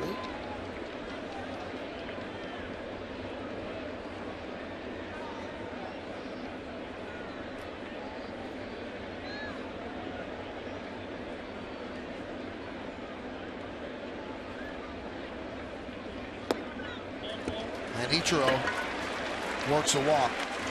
As fans, we sit here and go, okay, Mariano's retiring, and that's sad for us because we don't get a chance to watch him anymore. Andy's retiring. But for the person, it's got to be gut-wrenching. And all I could think of is you, Al. You decided to retire after a spring training game. Yep. You just wanted that one more. You pitched for the USA. Yep. And Torrey took you out, and you got emotional when you came out of the game. Completely. I mean, it's like, I don't want to be too dry. It's almost like dying twice. Yeah, you don't know how you react to it. And I guess in my case, it certainly didn't have a tenth of the career of the guys that we're honoring here. But it's a long look. 23 years, 19 seasons in the big leagues. There was a lot of ups and downs and good moments, great moments, bad moments. And I felt it, yeah, in that spring training game as you described. And the one that was really that hit me was Gil Patterson, who's the pitching coordinator for the Yankees, came over to me, and I broke down because he was there with me and Oneana and all through the system and a good friend. And then Gator comes out and takes me out. And, Ron Guidry was in the rotation when I first got to the big leagues. How great is that?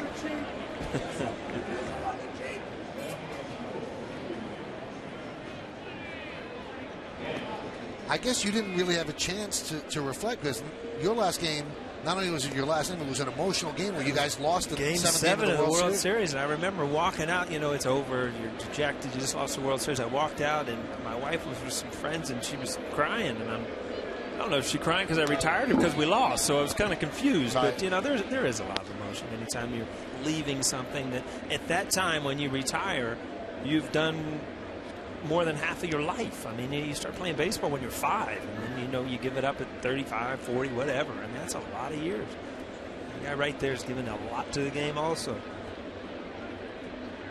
And they're going out on their terms, guys, as you did too, Paul.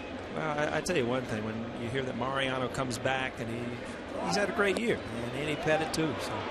Runner goes, and he is gunned down by Sanchez to end the inning. But the Yankees get on the board. How'd they do it?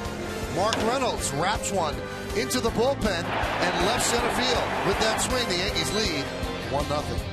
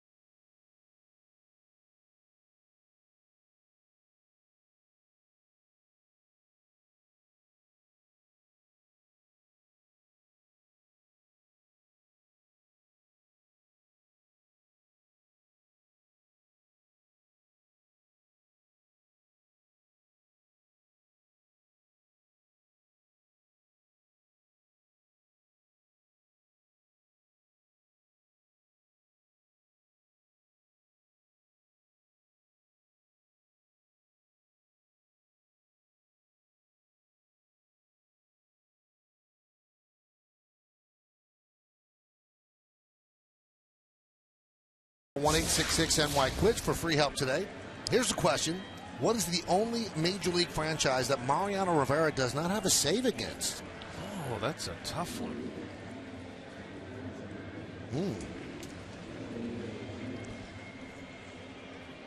Now, he has appeared against every franchise. One of them he does not have a save against. No, the Yankee... Go ahead. That's not the obvious answer, right? Which would be what? His own team. It's not the Yankees. Okay. It's not the obvious. But that's a good guess by you. Way ahead of me there. Wow. So you're tricking us. Pitch to Pagan is outside. Yankee scoreboard crew has done an unbelievable job. As you see the Benjamin Moore scoreboard, 1-0 Yankees. Between innings, they're playing tributes to Mariano from everybody. Had Magic Johnson up there and Don Mattingly and members of the Red Sox. This past half inning, they had football players. And they had Tom Brady, and the crowd booed. Then they had the Jets quarterback, Mark Sanchez, and the crowd booed really loud. Then Victor Cruz got a nice hand, and Justin Tuck as well. But really nice tributes throughout the game that the scoreboard has obviously been putting together for the entire season. I thought I missed something. I went back in the booth. I heard a big boo, and I did. I looked up, and Tom Brady was on the board.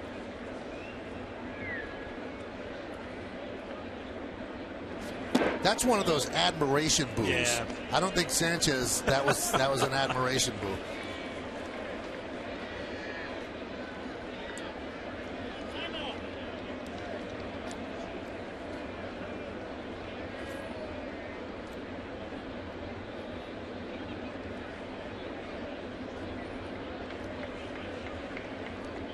And the 3-1. Chopped to Ryan.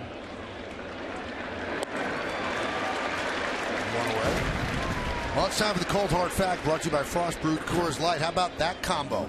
Andy Pettitte and Mariano Rivera, they've combined for 72 wins, the most of any closer and starter in history. Second is Welch and Eckersley at 57. And then Rivera's third with Mike Messina. And Eckersley's fourth. I mean, there's only two closers up there, but that ain't even close. 57 to 72. Remember, everybody, the save became an official stat in 69, so that one is grounded to Ryan. I'll tell you one thing, the Giants better find somebody else. He seems to be gobbling up everything over there. And so far, so good for Andy Pettitte. It looks like his breaking ball is on. He's using it to get ahead and to get guys out. Two types of breaking balls, Paul. You know what? He's kind of abandoned his cutter. I'm seeing more 87, 88 mile an hour. I don't think it's a fastball because he's throwing some 91s. So 2-3 different speeds on his breaking ball. 1-0 Yankees. Here's Brandon Belt. Fouled away. It's a straight fastball. We have Gino up there, Andy Pettitte's father, Willie Andy's Randolph. dad. Nelson.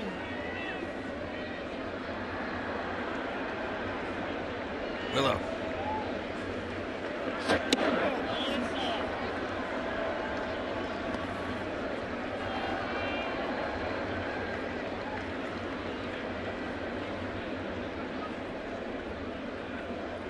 All the grounds crew wearing Moe's number 42.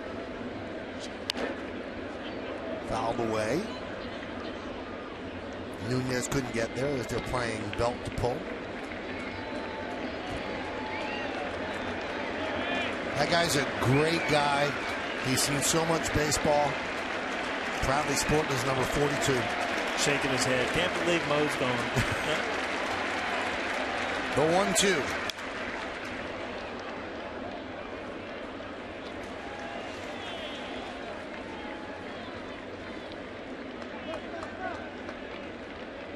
Usually as a lefty, he got a good fastball to hit there. He fouled it off.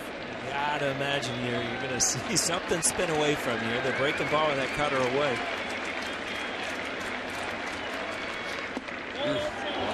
Just missed one. Doug Eddings, home plate umpire. Let's take a look here. Nice slider down and away. Chris Stewart. Yeah, it's off the plate.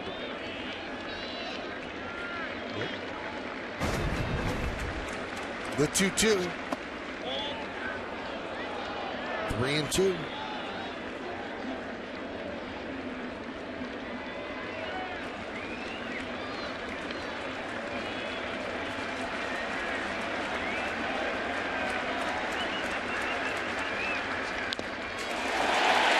Foul tip.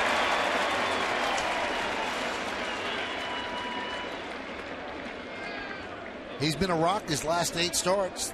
He hasn't had much support. 3-1, 2.02. Really, he's been the Yankees' best starting pitcher.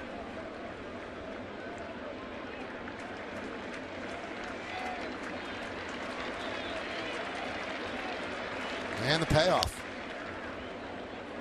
It's the at-bats that have to frustrate you as a pitcher, too, Al. I mean, guys just battling up there, but it just, you keep having to throw strikes. You keep having to throw good strikes because he's on your pitches, and your pitch count goes up.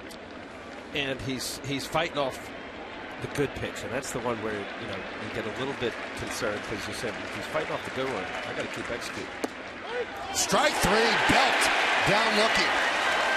Andy wins that battle. 12 up, 12 down. We go to the bottom of the 4th inning. 1-0 Yankees.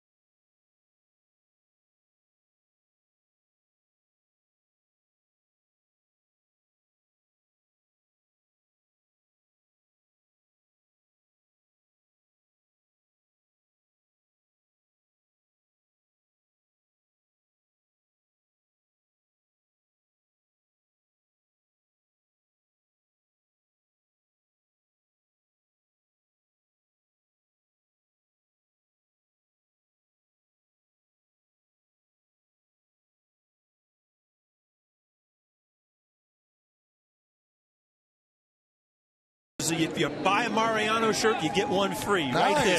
Nice. All right, let's see the answer to that New York State Smokers Quit Line quiz. What's the only team that Mo doesn't have a save against? I'm going to say Arizona. Giants. He has one against Oh, Giants. yeah, that's He right. got one in the series that year? No, it's San Fran. Pirates. Pirates. He's got 2 wins, though. A-Rod swings and misses. He was at the plate when Ichiro got thrown out stealing, or trying to steal. Benjamin Moore scoreboard 1-0 on the Mark Reynolds home run. Yankees lead. That was a tough question. That was. It's a good question, though.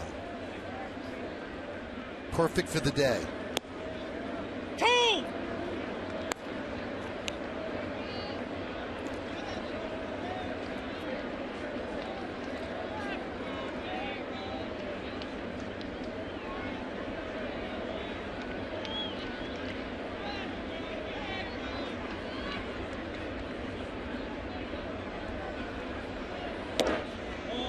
Count 1-2.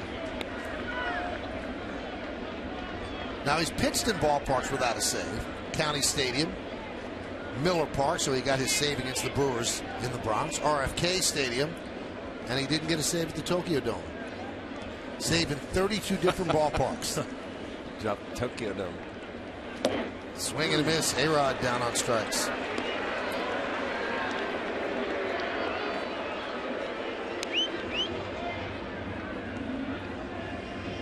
Look at Tino.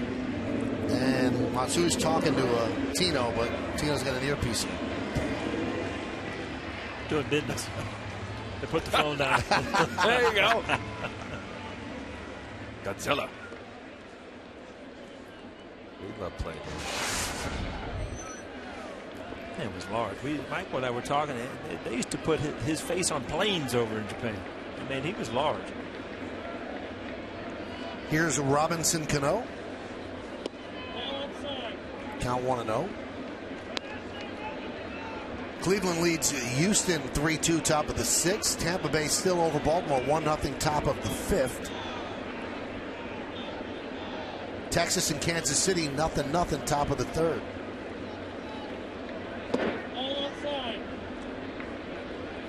Now the Texas and Kansas City game, well, that helps the Yankees, because if the Yankees keep winning, one of those teams is going to lose. Now, you've already passed Kansas City, so you're rooting for Kansas City now. Right. So you can make up ground on Texas. I mean, so many things have to fall into place. It's not impossible, but it's going to be very difficult. A lot of things have to happen for the Yankees to get them, but as you guys keep saying, they got to keep winning. So you can allow those things to happen. I don't know the metrics that's used, Michael, but there's statistics everywhere. The percentage right now is 4.5%. Okay. Based on where they are, the Yankees, making one of the wild cards. Oh, turned him loose on 3-0, and he rifles a single through the right side.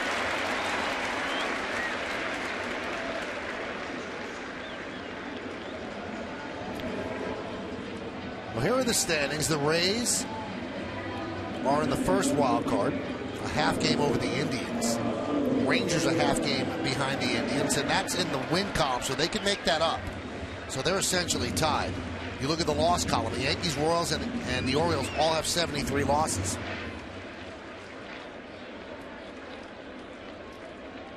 I think the added wild card has been great.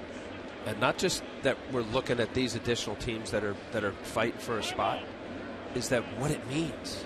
I mean, think about the Central right now. If you're Cincinnati, St. Louis, or Pittsburgh, you don't want to be the wild card. No. Not too long ago, you'd strategize, well, for a wild card, it's okay. We'll play, Team X. There's guys that would give up a division to be the wild card to start setting up their pitching for the playoffs. Yep. Now, I mean, it's one or done. Yep. No, you do not want to be that team. So that I think of all the wild card situation, what's going on in the NL Central with the Cardinals and the Pirates and the Reds, that's going to be fun to watch. Soriano, fly ball center. Pagan makes the play. And Cano hustles back to first.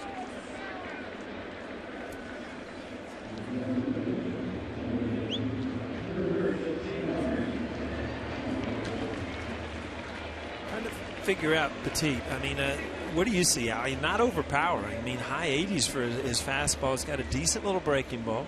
You know what he does, Paul? And since his near perfect game, his ERA has been over 5, but his down and away zone doesn't have great velocity. We're watching here. It's upper 80, low 90. Throws 2 different breaking balls and a changeup. But he really is good at when he's right, and he's been pretty good since being called up, is a down and away zone. And it's different pitches. It's a little sinker, it's a slider or a curveball, and that changeup. And you know, that down and away, if a pitcher can perfect that down and away spot, he gets a lot of off the end of the bat type swings. Also get a lot of called strikes because, you know, as a hitter, you go up there, you know, a perfect pitch down and away, strike 1, sure, you can have it. Strike 2, you can have it. Now, I'll go out there and try to get it with 2 strikes as you have to, but, you know, you're looking to something early in the count to really drive. So if you can just pepper that outside corner, you know, you get a lot of easy called strikes. I mean, when you think about it, I mean, this has been a good story for Petit. There's no doubt about it. He was signed by the Mets. He was traded for Carlos Delgado in 05 to the Marlins, and then another trade to the D-backs. He was released. So played with the Mariners, went to the Mexican League. I mean, you know, he's been around.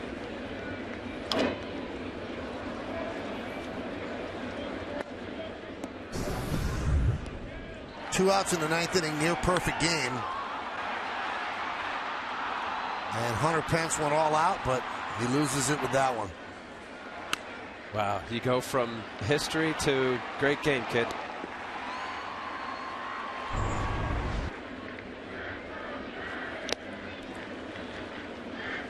Two and two.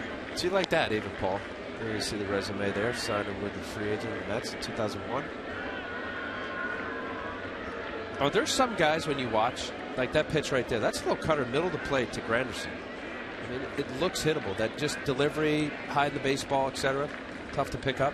I mean, that's, you don't ever know it. You watch a guy on video too, you get up to the plate, but some guys you just think, man, I can have some good at bats, and then you get up there and you just don't see the ball, or it doesn't fit, you know, your timing or whatever. But to me, that's why I kind of asked you. I mean, there's nothing overpowering here. He kind of opens up, kind of shows you the ball.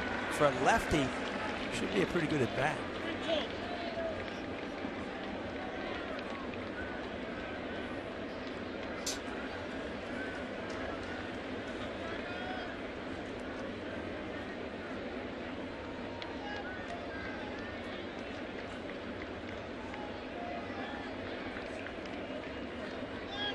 Runner goes. Swung on and missed, and Granderson down on strikes. No runs a hit, no errors, and one man left on base. We'll go into the 5th inning. It's 1-0 Yanks.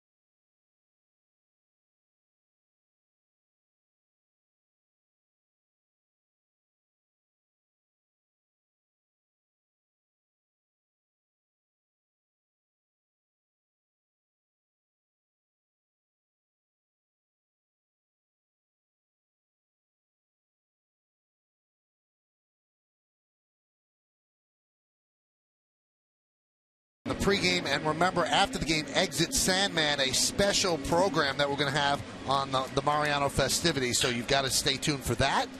But we got a big game going on right now. It's 1-0 Yankees, and Andy Pettitte goes to the 5th inning. And there's a strike to Buster Posey.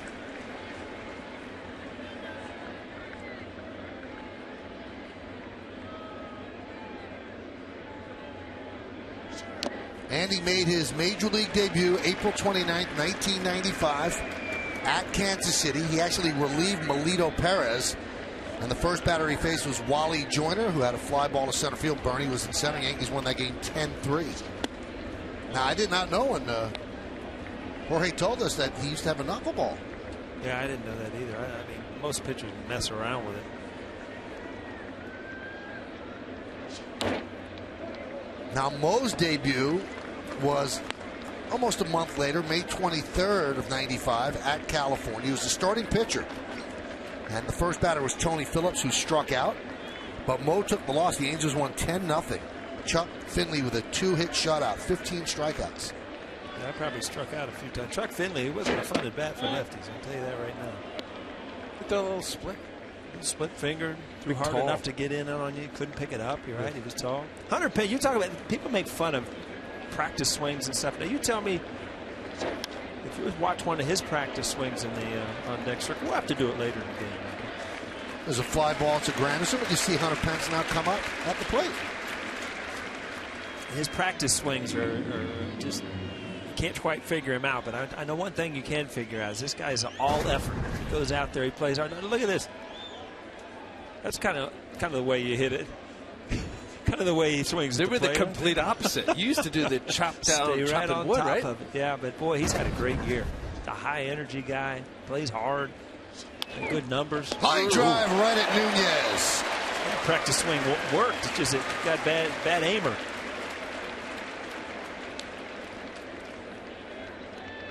Not enough of those through a pitcher's eyes, huh? Ball hit hard right at somebody. Had no pride when it came to an out.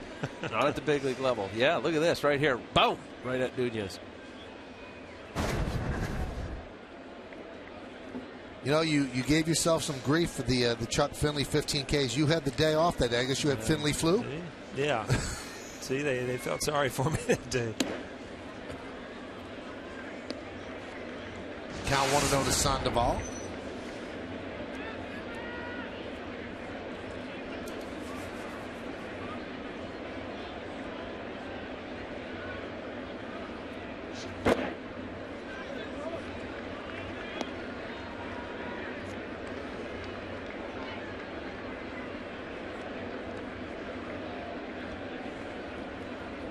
Tell you one thing, Al, I mean, you're one pitch away from just cruising through the first 5 innings. And he's throwing a couple change-ups this inning, but so far his breaking ball been very, very good. Well, that pitch right there, Paul, 2-0. You got a free swinger. Guy swings up from the on-deck circle at Pablo Sandoval. Comes back with a 2-0 curveball. Obviously, we have a long way here, but it'll be interesting to watch how Andy Pettitte, as good as he's been, to pitch a little backwards in fastball counts. See it often with seasoned veteran pitchers. And there's the first base runner. And you can hear the crowd groan. 14 straight retired. So Sandoval reaches. He was 3-0 in the second, and Andy battled back to get him to pop to short, but this time he does walk him. And you just look at Andy Pettitte and his motion out there, and you can just tell how much concentration, how many things are going on in his mind right now, just in between pitches and talking to himself. And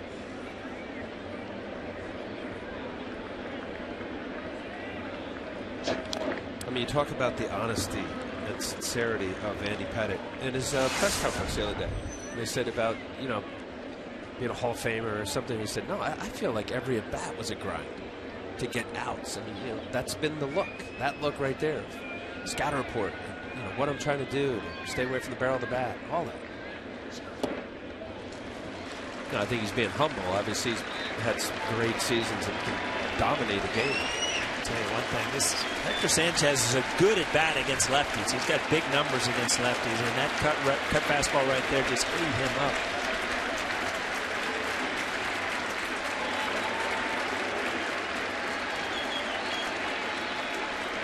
And the 0-2. Fly ball, left field. Soriano battling it, and he'll make the play for the final out of the fifth. No runs, no hits, no errors, and one man left. We're halfway through. It's 1-0 Yanks.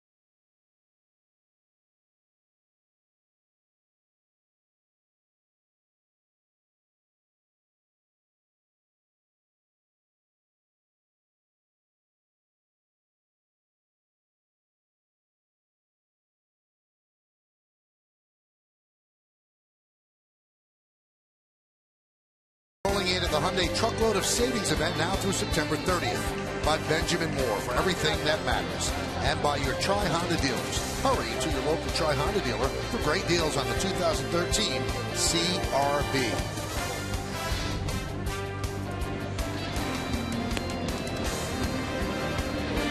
Big crowd here at the ballpark on Mariano Rivera Day. Mayor Michael Bloomberg declared that day throughout the city of New York. Andy Pettit's taking a hold of this day as well, as he leads 1-0 through 5 innings.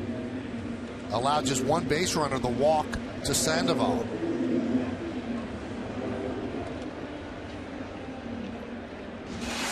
And Petit has not done a bad job either. Just one run, and that was a home run off the bat of Mark Reynolds leading off the third.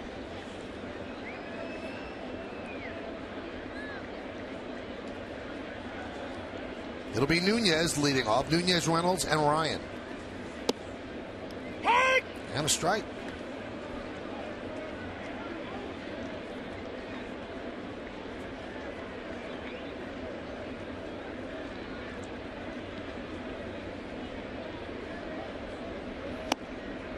Oh, 0-2.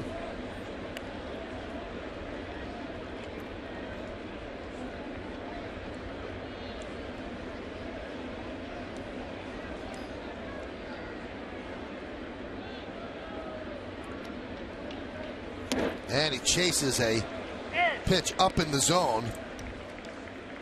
One out. Hey, for 19 seasons, he's been a faithful present, a legendary champion, and a true Yankee. Later today, Yes celebrates the greatest closer in history with our tribute show, Mariano Rivera Exit Sandman. Don't miss this exclusive special featuring candid interviews and a career retrospective premiering today, immediately following the game, only on Yes. Exit Sandman. Now, who came up with it? Exit? Exit Sandman, because Enter Sandman, obviously, is the song that he came into. Exit Sandman. Pretty smart. Pretty cool. They had like 600-700 focus groups. Oh, was that right? Yeah. Let's see. Enter. What should we come up with? How about Exit? You know what? Don't get me started up here. We're in a good game here, and we don't want to get off track, all right?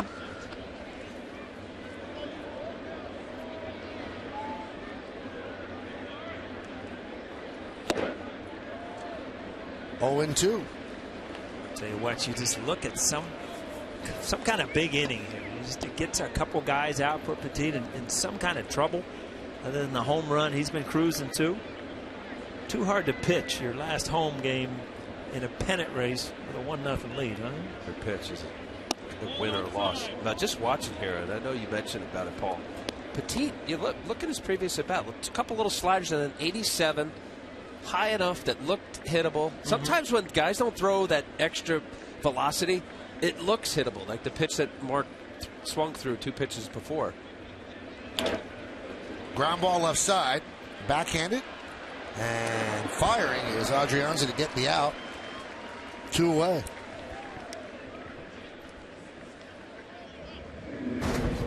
Nice play, Adrianza. Watch here, sets his feet. I know Mark Reynolds isn't the quickest guy in the big leagues. Good, strong arm. Nice play. It shows confidence right there because he planted everything, and you believe in your arm strength. Didn't rush anything or threw off balance. Set his feet. Made a good throw.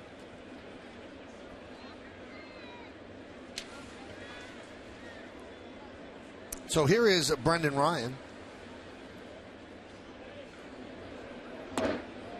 And a strike.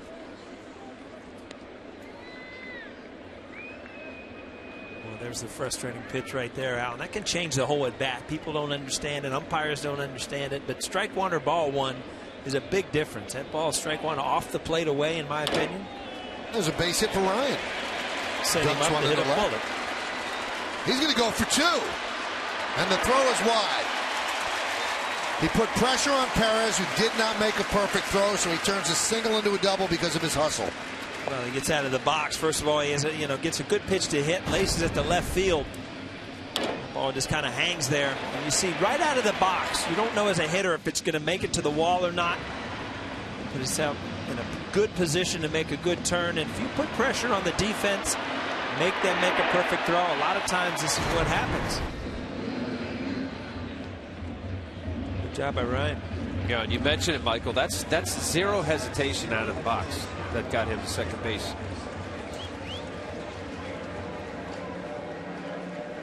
Nice view from the Mohegan Sun Sports Bar in center field. And at the plate, Chris Stewart. Ryan leads off second.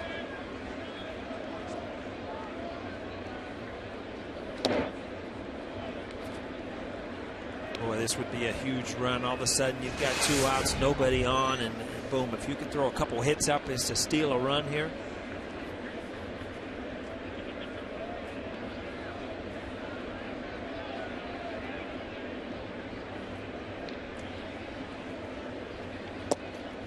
Find yourself ever relaxing. I know it's hard, and you always talk about it. You get 2 quick outs as a pitcher. Find yourself ever kind of kick yourself almost. You relax, and before you know, you've given up a couple hits with 2 outs. You see it often. I don't know if it's relaxed. It's just that third out. You got to have that same intensity as you do, knowing that leadoff batters really can hurt you, especially leadoff walks. So yeah, maybe there's a little bit of that, especially with 2 quick outs. If you 3 or 4 pitches and you already got 2 outs. I kind of think of it as a hitter. When you're 3-0, you kind of turn it off because you know you're taking, and then it's sometimes it's hard to turn it back on that quick in a 3-1 pitch. Popped up, right field. Pence makes the play for the final out of the 5th. No runs, a hit, no errors, and 1 man left. We're going to the 6th inning. It is 1-0 Yanks.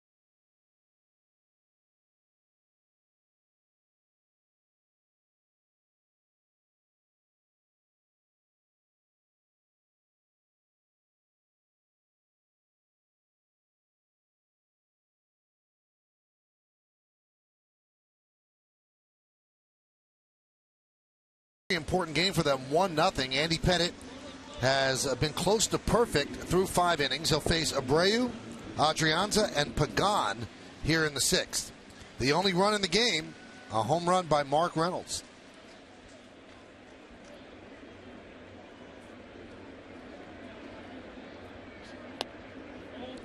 Pitch outside.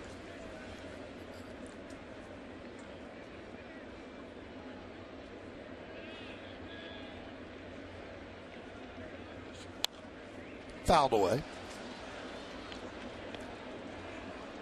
Now here's a lottery pitching matchup of today's pitchers.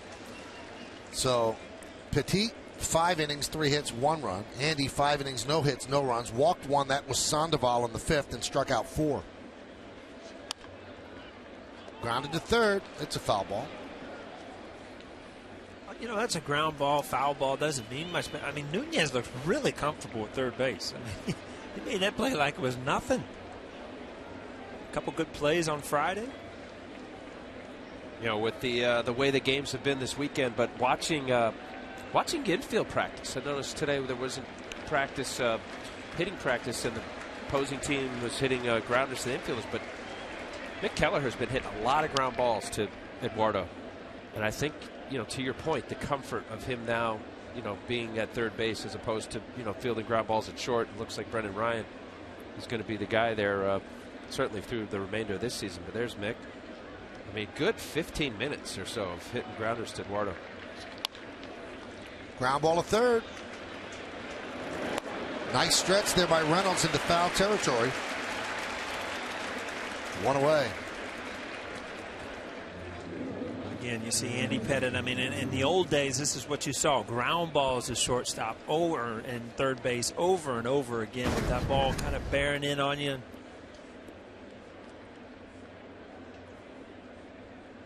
You know, talking about Mick Kelleher trying to get Eduardo's, there you see on the Yesmo Mercedes-Benz, trying to get his arm slot in a different place because he's had some problems thrown across the diamond. You know, you think at the major league level that all of the work is done in the minor leagues. That's not true. There's a lot of work done here before games. Count now 2-0 on Ire Adrianza.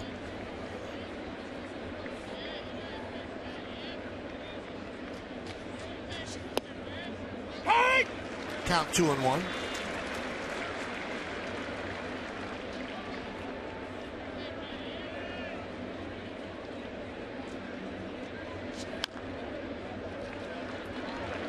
Two and two.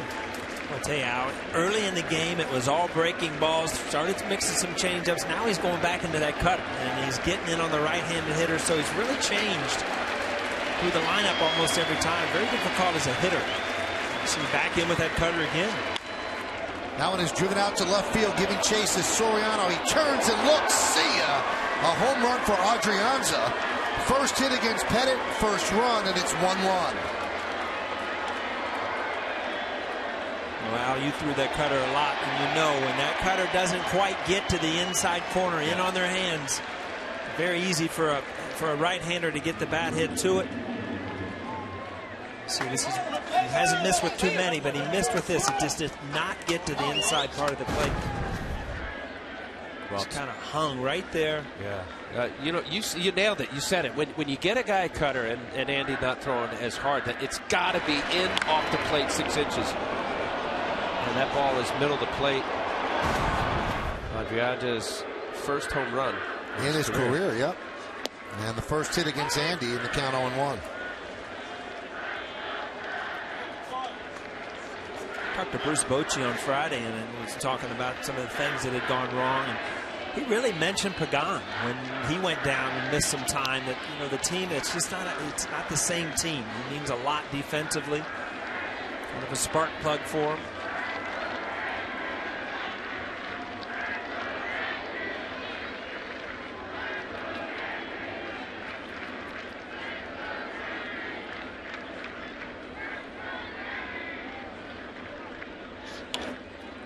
Ground ball, backhanded by Ryan. He sets and fires. What a play. I'm starting to believe your scouting report, boy. That was an intentional one-hopper. to first base. And the first time I ever saw this was in Cincinnati when I got called up, and Davey Concepcion kind of invented this play because it was on the old AstroTurf where you could actually, you know, bounce it over there. And right here, knows he's going away. He intentionally gives him a long one-hopper. Good play.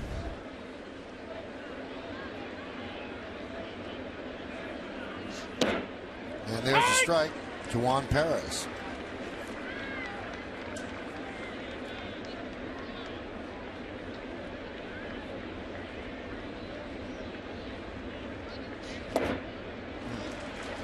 Talked about the difference in the home run and the difference right there. That's the cutter that gets to the inside off the plate. Nothing you can do with it, but it's got to be so fine. And then you look back here, see where this ball ends up.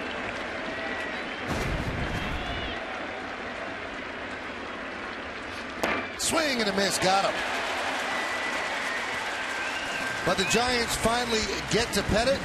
They get their first hit. It was a home run by Adrianza. We go to the bottom of the sixth. It's 1-1.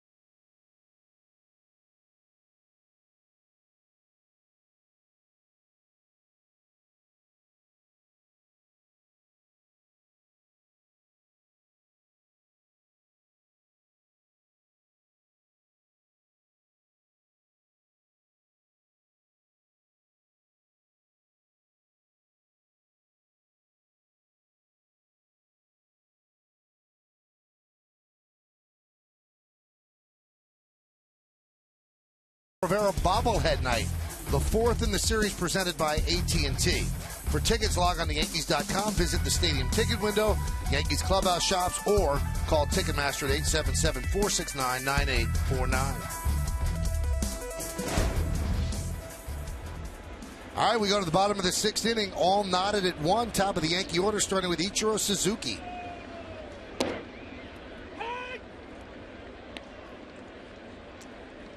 And the count is 0-1.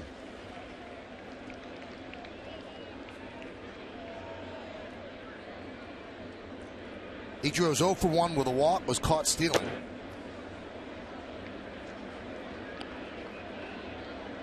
And now 0-2.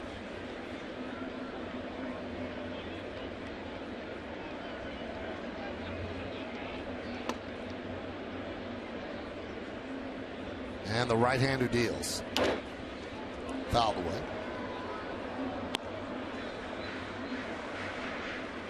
Fight mode right here for Ichiro. Getting behind. Figure out any way to get on base, lead off this inning. You get deeper into the game, pitch counts go up. Petite 80.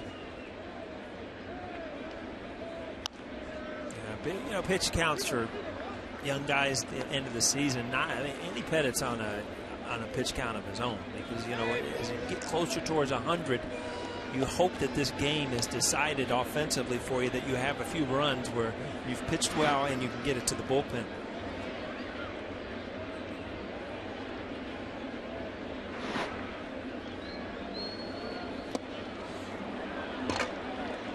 Change up there. You took something off and you saw the ball really tail away.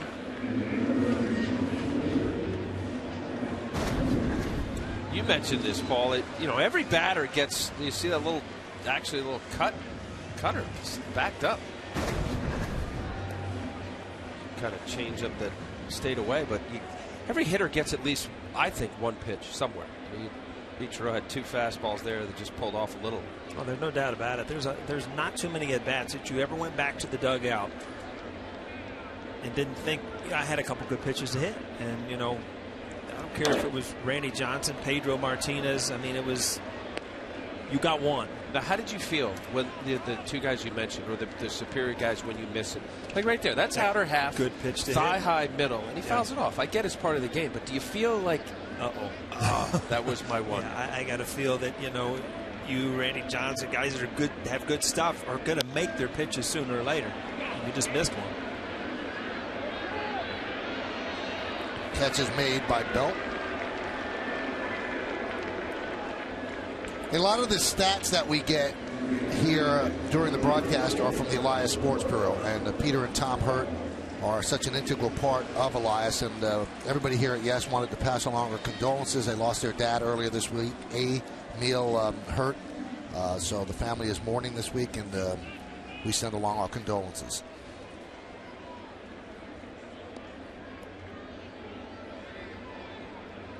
So 2 away, and that's going to bring up Cano.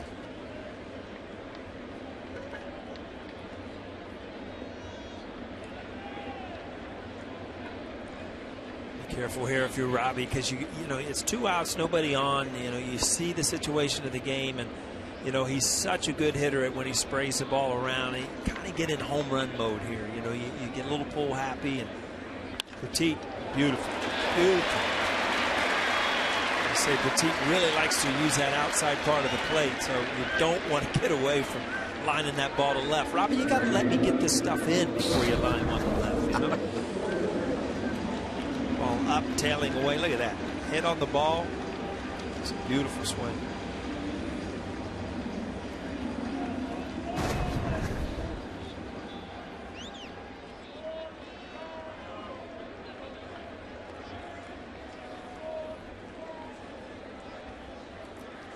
Here's Alfonso Soriano, 0 for 2. Fly ball to left, fly ball to center.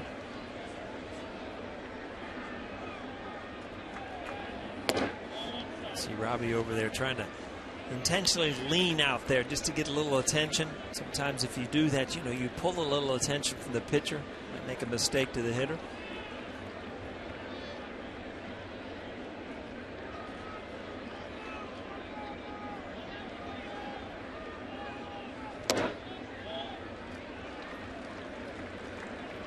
Too many base runners today, and you used to throw from the stretch a lot, you know. Didn't you, even from the bullpen and stuff, didn't you come in and throw from the stretch? Warming up? That was it? See, I'm wrong. No. When you know what, Greg Maddux had said this to me, and it made sense that when you have to make a pitch, what are you doing? You winding up, you're coming from the stretch. So this was years into my career, and it made sense. So much of my warm-ups prior to a game was from the stretch.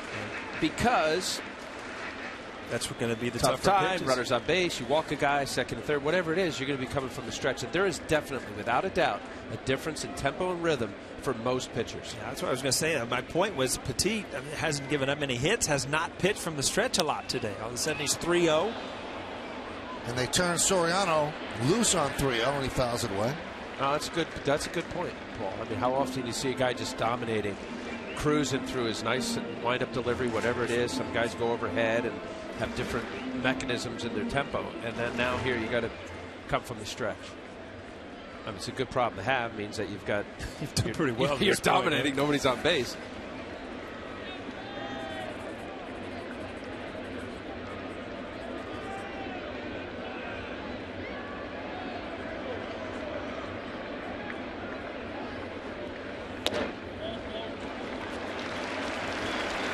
a walk to Soriano, putting runners on first and second with 2 outs.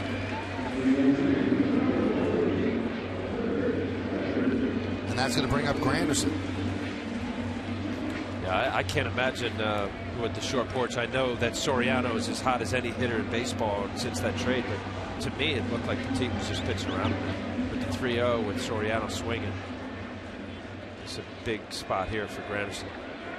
And you've had an opportunity last inning, two outs from men on second, another big opportunity in a 1-1 game. You're not going to. That one's lined to right field. It is a foul ball.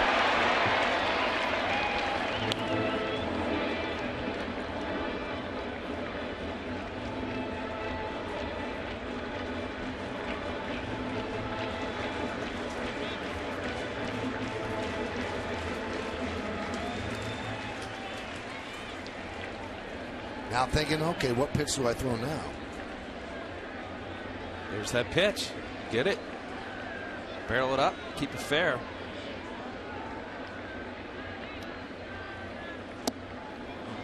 Oh, 2. A little breaking ball there. You figure if you're out in front a little bit, you get that breaking ball in a little bit more. Left-handed hitters have a big tendency to go for that ball low and in, down and in.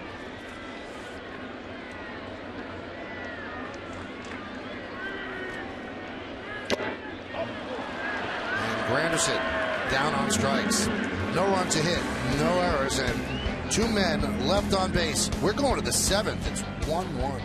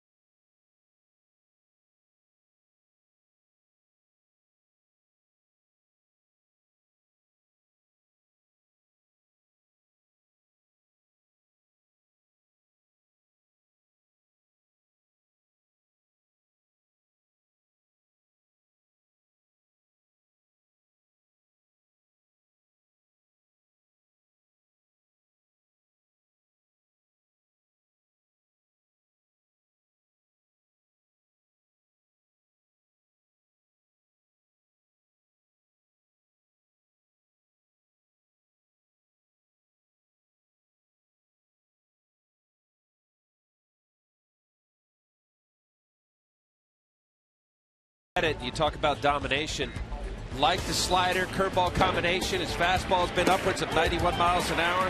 Has really done a nice job. The only mistake right there to Adrianza, the young rookie, left the slider out over, but boy, he's been just carving up these giant hitters. Here it is, 1-1 ball game.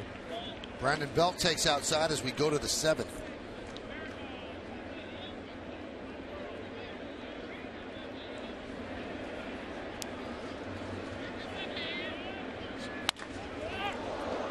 Grounded to first. Reynolds is there. Shattered bat and all. 1 out. I'll tell you what, when you look down, every once in a while as a fielder, you know, there's a swing in the barrel. If you watch Cano's reaction on this, he didn't even know where the ball was because you all of a sudden you see it. Good that Reynolds did, but you see it and then you pick up the barrel of the bat and you forget to track the ball. Look, Robbie, he didn't even know where the ball was. How much of a factor the sun into the shade hitting her? Tougher to hit, obviously, to the field, but you know, you just don't pick up the ball as well. Either way, your eyes just don't adjust that quick.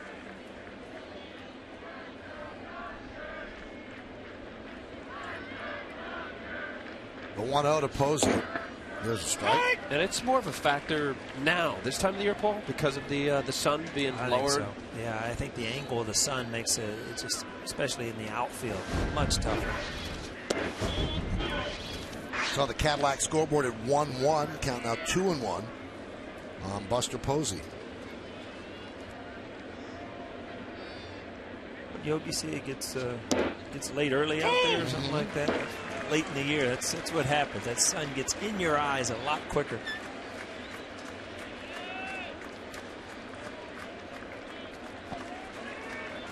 And the 2-2.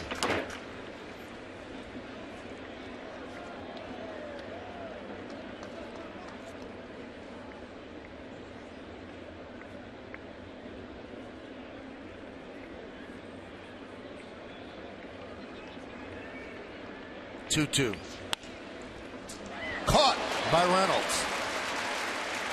Boy, when you're having a tough time, nothing goes right. Buster Posey is one of the best players in the game. 2 for his last 32 after this line drive. Yeah. 296. I mean, he was well over 300. And like we've talked on Friday night, the last thing you want to do is go into a little funk at the end of the year and not end up where you wanted to be, and that's over 300. But reigning National League MVP, 336 batting average. Batting champion at one time, right? Yeah, last year. Catcher, that doesn't happen very often.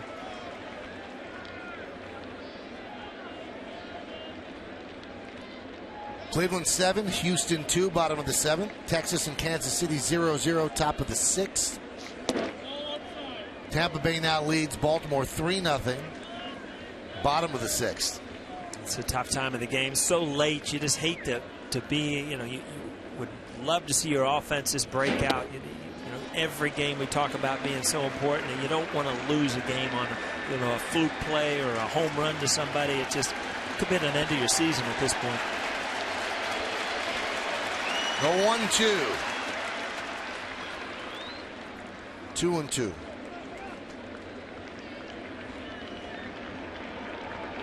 He's thrown 100 or more pitches in 4 straight starts. That's the longest streak he's had since 2009. Not saving anything, obviously. Foul back here.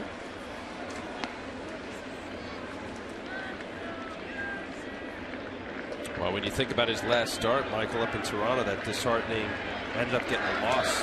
2 outs in the 7th inning, taken out. Mr. Pettit, Andy's dad there in the white, talking to Joe Torre. Swing and a miss. Pence down on strikes. Well, this is his last start at Yankee Stadium. He's going out strong. He pitches a 1-2-3 7th inning at the end of 6 1/2. It's time for the 7th inning stretch.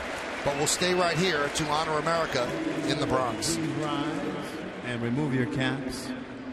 And please direct your attention to the area behind home plate. And welcome 2 honored guests of the New York Yankees. United States Army E-7, Alan Bowlesby Jr., who served in Operation Iraqi Freedom. And United States Marine Corps Captain Brian Lowe, who served in Operation Enduring Freedom. The Yankees say thank you for your sacrifice and service to our nation. Now, please join in Kate Smith's rendition of God Bless America.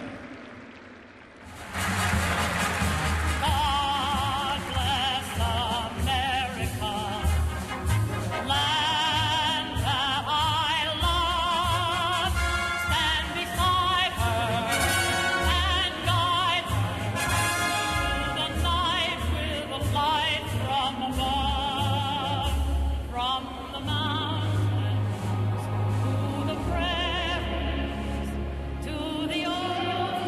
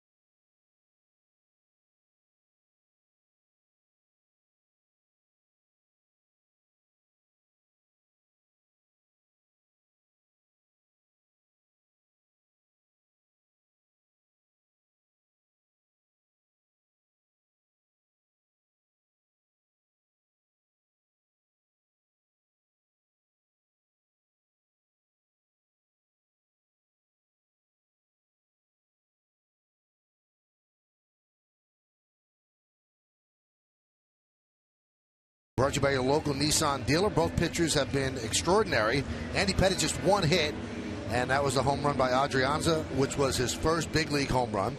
Mark Reynolds solo home run in the third inning, the only run that Pettitte has given up. And then Andy Pettitte in his final regular season home start, 7 innings, 1 walk, just a 1 hit and 6 strikeouts. You see him pitch like this, Paul, and you go, well, why? He can still pitch. Yeah, it becomes the mental part. Just can you deal with it another year, another training in the off season, and another year of not seeing your kids play, and he's got one child in college, and there's too many other things in life pulling at him right now. There's a couple of people that are pretty close to him that have tried to talk him out of it. You see the Cadillac scoreboard, and a guy that I know very well that's close with Andy, he said, no, this time it's for real. There's no talking him out of it. He said, because he could pitch 2 more years.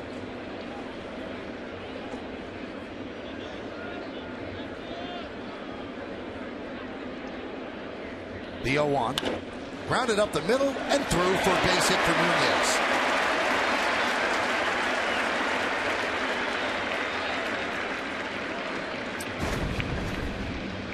This is the way you want to start things off. I mean, Nunez takes this ball right up the middle. And ideally, you get something going, give Pettitte a lead for the 8th.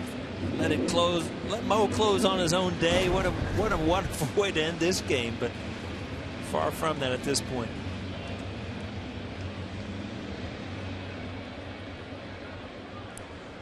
See, the day has got a bit more finality to it for Andy. He's not pitching again at Yankee Stadium unless the Yankees make the playoffs. Mo still has that 3-game set against Tampa Bay, which also gives some importance to the Thursday. I know a lot of people want to be in the ballpark for that day because that could be the last day that they see Mo pitch in person.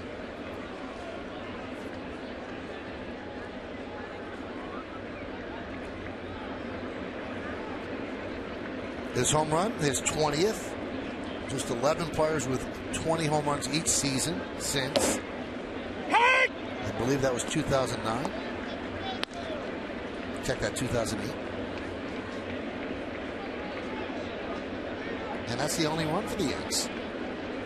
And that was the first hit for the Yanks in the game. They've had 3 more since. Check that, 4 more since with the hit to by Nunez.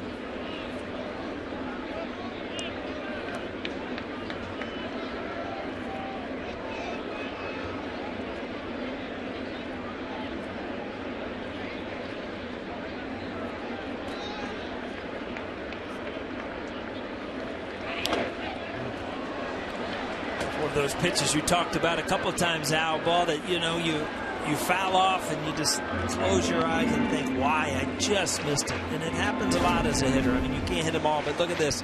Ball just sits right there over the middle of the plate. Just didn't square it up on the barrel.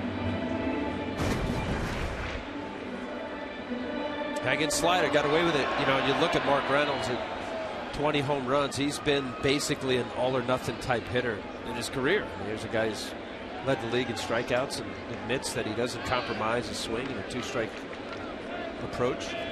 Has complimented Kevin Long and helping him with his stride.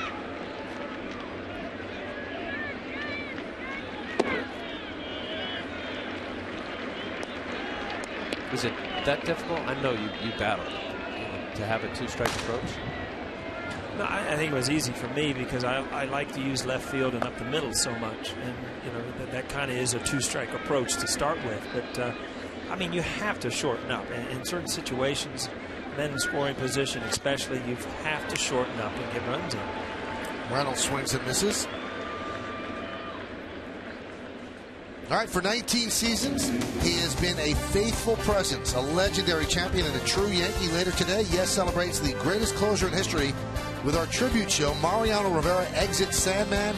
Don't miss this exclusive special featuring candid interviews and a career retrospective. It premieres today immediately following the game, only on Yes.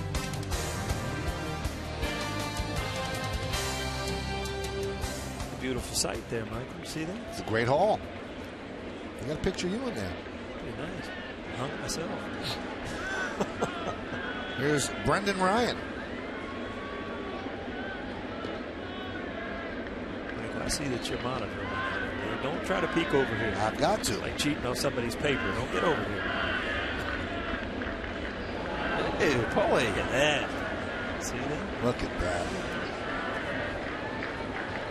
You have any of those left in the house?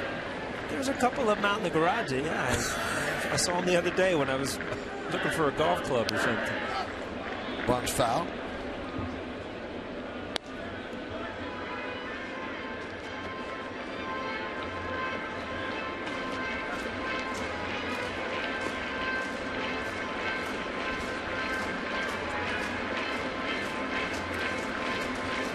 Put on a few unis. What's your favorite uni? Yankees, Mets, or I mean, just from the aesthetic part, how they look. What's the best one? This is the classiest, I think. Yeah. That just is timeless. Any big league uniform. Yeah, there's no doubt about that. Ryan loops one into shallow right. It's going to dunk in for a base hit.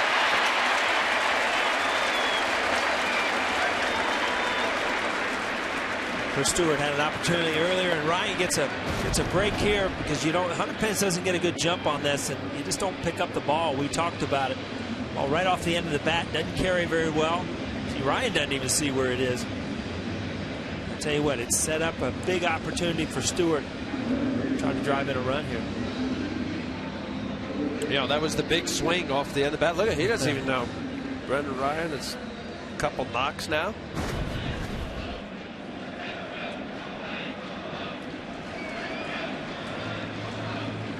Well, they know how important this is, so they call Chris Stewart back, and they're going to send up a pinch hitter. It's going to be Lyle Overbay.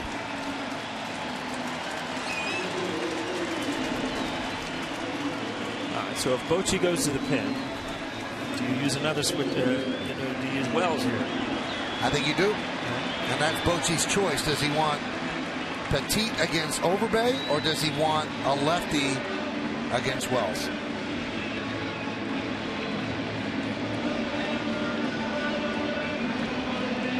And Bochy looks like he's going to go to the bullpen. A frustrating starter right here. I mean, you're in a 1-1 game, and again, Bochy's playing or managing to try to win. I saw Tim Lentz come in on Friday night, kind of in this same situation with bases loaded, needing an out. They just get out of it and end up at a grand slam. All right, so you're going to go to the bullpen. The wheels are turning for the managers. It's a 1-1 game in the 7th.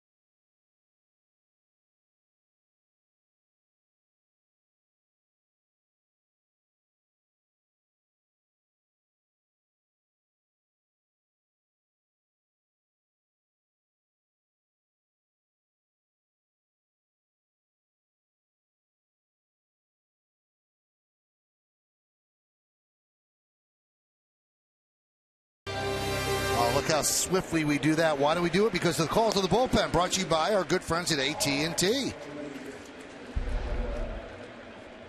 And there is a new pitcher for the Giants. It's the left-hander Lopez. And let's see what the Yankees counter with. And just as we thought, they will counter with Wells. And Lopez, his 68th game, great numbers. A 1.63 ERA.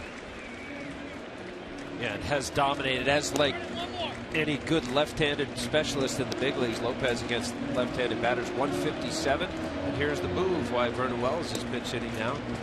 288 batting average against right-handed batters.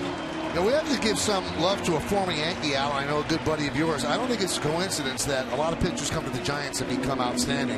Dave Righetti's a good pitching coach. Righetti, and how long, Michael? I mean, David Righetti has been a great pitching coach. And you mentioned, one comes to mind is Robbie Nen when he was traded away from the Marlins, and while he was dominant with stuff, it really was Rags who helped him believe and harness his 100-mile-an-hour fastball slider combination. And Righetti repeatedly, pitcher after pitcher, and this is an organization that really has developed a lot of really good arms. All right, so you've got Lopez now against Wells, who is pinch hitting for Overbay, who is pinch hitting for Stewart. First and second, one out. Pitch outside.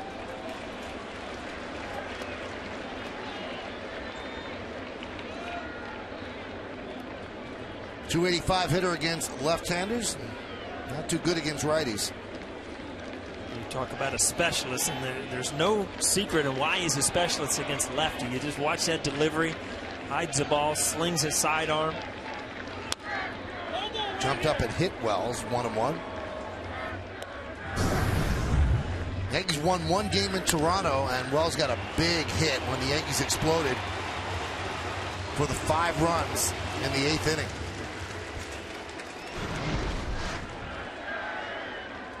Oh, he does that right here. This place is going to erupt. Motion of today for the ceremony right up here until 1 out in the bottom of the 7th.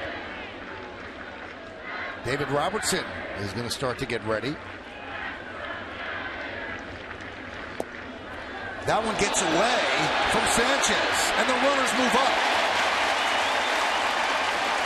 Now that changes the job of Wells here with second and third one out. We talked about it earlier in the game about sometimes you just have to change what's going on in your mind about the at-bat. And boy, you're right, Michael. This changes his whole at-bat. Now you're not thinking about even getting a hit. You're trying to get anything in the outfield just to get that run in. Infield in. I mean, you've got so many good things happening for you as a hitter now. You step out. You've got a good count. Then in scoring position, a lefty, you should pick up the ball well. Good opportunity for Wells right here. Scored a pass ball, infield is in, the 2-1. Foul back, 2-2. Now, how many times are we going to say it today? You get a pitch you got to do something with. Now you've given him an opportunity to make that perfect pitch and get a strikeout. Yeah, this is an 87-mile-an-hour fastball, middle of the plate. You know, any productive out here, you can infield in, batting average goes up about 50 points. That ball's got to go to right center, if you ask me. That ball's away, out over the plate. It just looks like he was in a mode where he was going to drive it to left field. 2-2. He struck him out. Big strikeout for Lopez. And now that takes pressure off the Giants as the infield could back up. Huge out, Michael. There's no doubt about it. And Paul, you're right. I think the fastball, I wonder if it gets on your mind. I mean, the fact that he missed the heater and here comes this sidearm slinging slider. Yeah, again, you see guys out of the bullpen, and you get in a hitter's count and you see a ball away, you've got to put it in play. You foul it off, you give them an opportunity to make that good pitch, which he did, and get the strikeout. All right, so a tough at bat for Ichiro, who actually hits left-handers very well. But this is an extraordinary matchup, lefty out of the pen. A .325 hitter against lefties, and that's the best of any Yankee. See how close Sandoval is at third base. Not letting any of those little toppers or just putting the ball in. Those third basemen with 2 outs are back, but not with Ichiro up.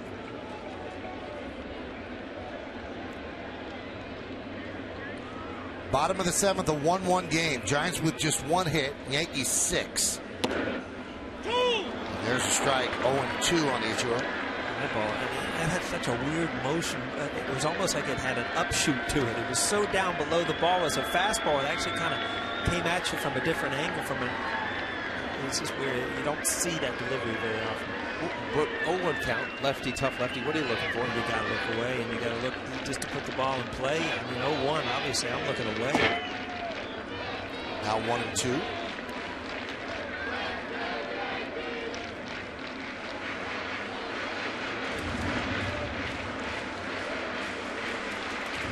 Those at bats now you just have to take. You see Andy Pettitte just hoping that they can get a run.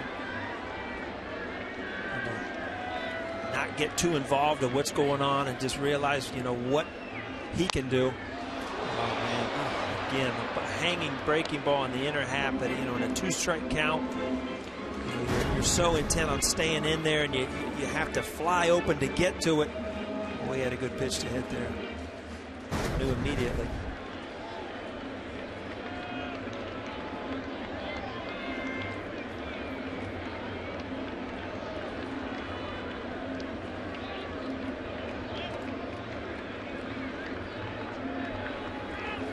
Swing and a miss. He struck him out. So Lopez comes on to strike out the pinch hitter Wells. Strikes out Ichiro. Yankee strand 2. We're going to the 8th, tied at 1.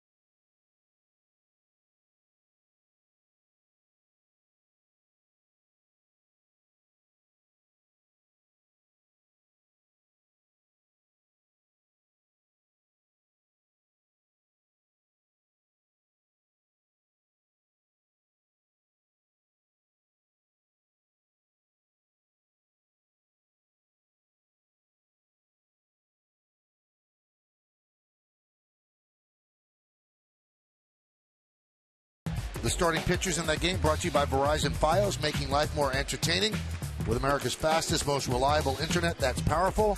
Matt Moore against Hiroki Kuroda. Yankee extra innings on yes, following the game on my 9. Game starts about 7:05. Pettit still out there as he deals a strike to Sandoval. Pettit had retired 14 straight to start the game before Sandoval walked with 2 outs in the 5th. Hyundai scoreboard, it's 1-1. That's hammered to left field, and it's a base hit. Soriano fields out there. He's going to fire to second, and Sandoval's in there with a leadoff double. That might be it. You're going to hear a boo and a cheer here, all in the same walk. Well, his career started in 1995. He has been a rock for the Yankees. More postseason wins than anybody in the history of the game with 19. A beloved Yankee with 5 World Series rings. And this is the final moment he'll have on the stadium mound in the regular season. Well done.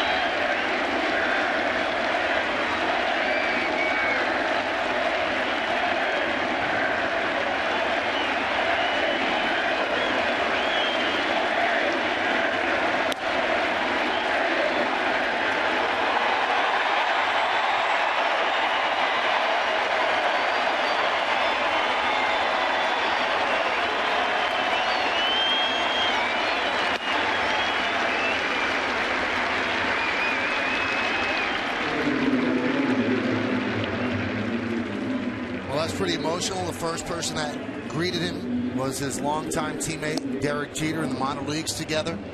And you could see that was a very warm and tender embrace where there was something said between the two of them, and then everybody in that Yankee dugout. Then the crowd said, "We love you." It got me, I'll tell you that. You could tell at the end. I mean, his father's here. He's looking up for his family. His wife and kids came in. I mean, it seems like 15, 20 years of just kind of all comes at once. And there's his father, who I'm sure that has a lot of emotions himself. But Andy Pettit's done so much for this game and this organization. It's just all of a sudden it comes to a head when it's over, and you just realize, 5 seconds ago he was so intense on just getting an out, and then as you walk off the field, all this stuff, all this emotion is allowed to creep in. And now out, he's feeling it now, right? Yeah, no doubt. I mean, I'm watching, and I'm with you guys. I felt that completely. I mean, he went from the emotion of leaving a slider up to Sandoval, looking at Girardi. He knows it's the right move. His pitch counts up, all that. It wasn't that frustration, but now the reflection on his career, really. I mean, so much is going through your mind right now. Is how it all plays out, not just for this game, but over the last 17 years. All right, so now the Yankees have to try to win a game. Runner on second base, nobody out. David Robertson on, facing Hector Sanchez.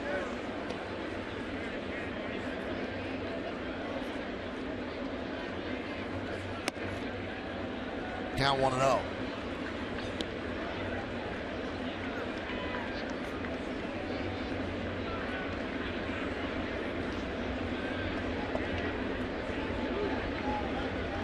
Pinch runner at second is Nick Noonan, pinch running for Sandoval.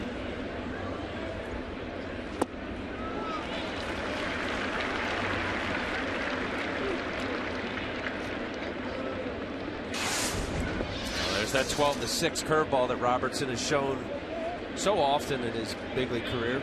Great numbers.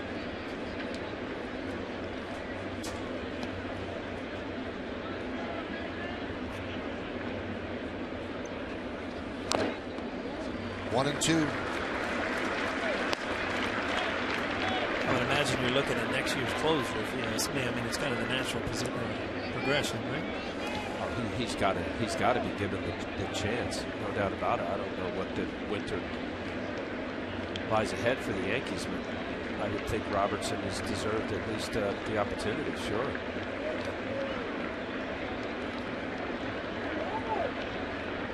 One, two. Grounded to first. Sanchez does his job. Moving to third is Noonan now with one out. This copyrighted telecast is presented by authority of the New York Yankees and may not be reproduced or retransmitted in any form, and the accounts and descriptions of this game may not be disseminated without the express written consent of the New York Yankees. Joe's got a lot of things going on here. Again, you realize that this game could mean your season. So you've got Mariano up. You're trying to figure out, do you set up a double play depending on what happens in this count? So many things have to be thought out. I mean, one run in the regular season, you just go at somebody. And there's that one run as Abreu rips one into the corner. Ichiro plays it out there. Scoring is Noonan. And now it's 2-1 Giants.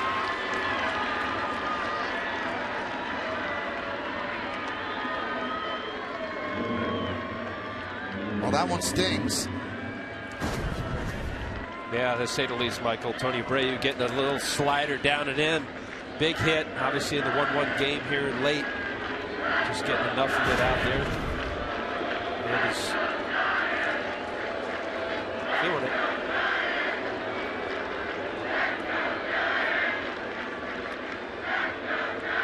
So Andy's line is now complete. 7+ innings, 2 hits, 2 runs, a walk and 6 strikeouts, 104 pitches in his final regular season game here in the Bronx. And Paul, you so hit it as now we're going to see Mariano come in. This is more than about Mo Day and Pettit's last game here at the stadium. This is about winning this game. I mean, that is paramount here. If the Yankees have any chance to get back in the postseason, they've got to win these games. So Joe's going to take the ball from Robertson, and here comes Mo.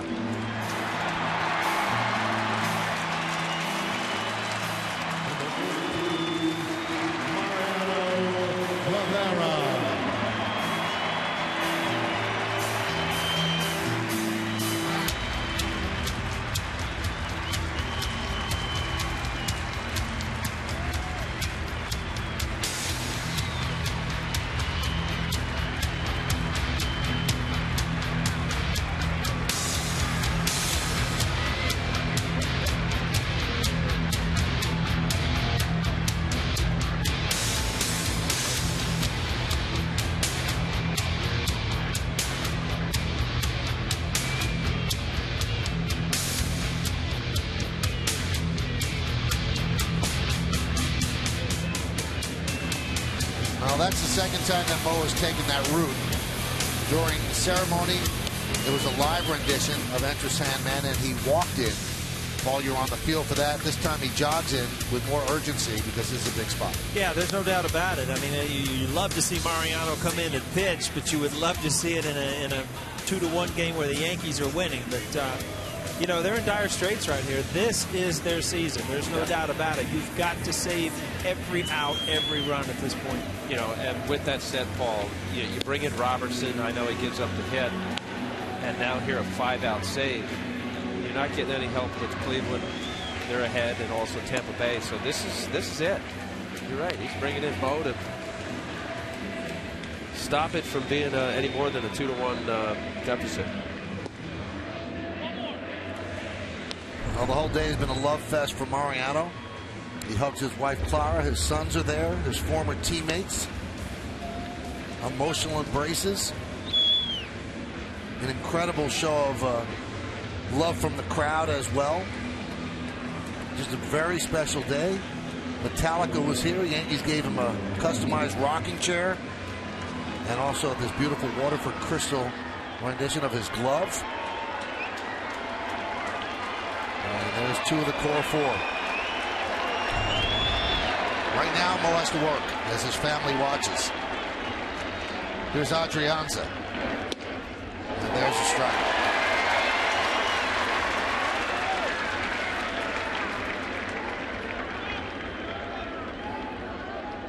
Those are the numbers.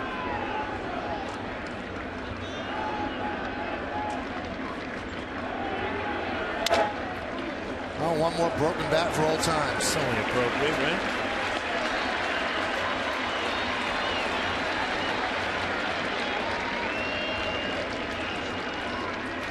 You almost look at the situation. I mean, if the offense could have scored some runs, you know, 3 or 4 runs, if Andy Pettitte even would have gone out in the 7th. You're right at that threshold of his pitch count. If he's got a lead, he might let Robertson start this inning. The offense just didn't get it going today. See ya. Strike 3.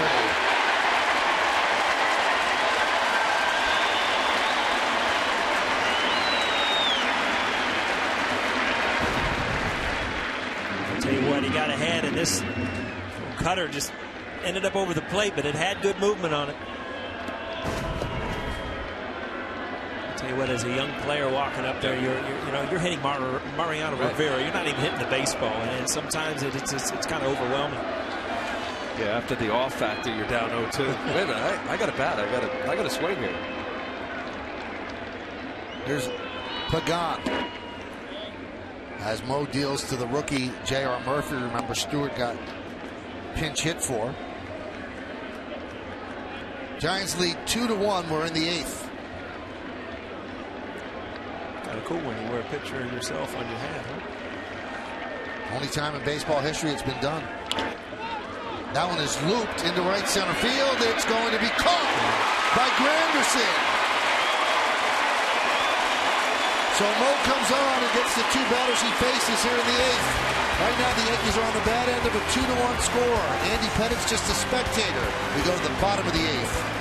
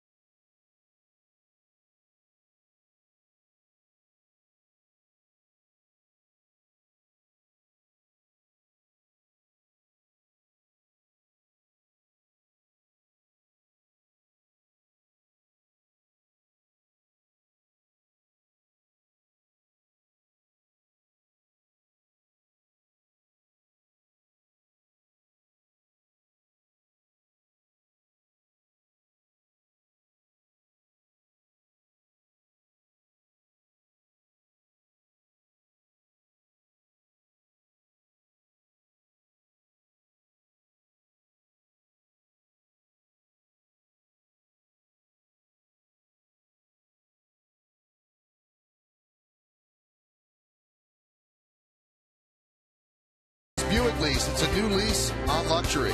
By Heineken, open your world, enjoy responsibly.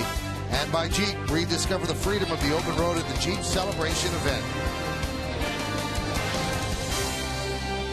And then there was one man left of the core four when this season's over. Derek has every intention of coming back, but Posada's been retired. Mariano just had a day, retired his number, and Andy Pettitte just pitched his final regular season game at Yankee Stadium, and if the Yankees don't make the playoffs, his last home game ever. So what's going through Derek's mind?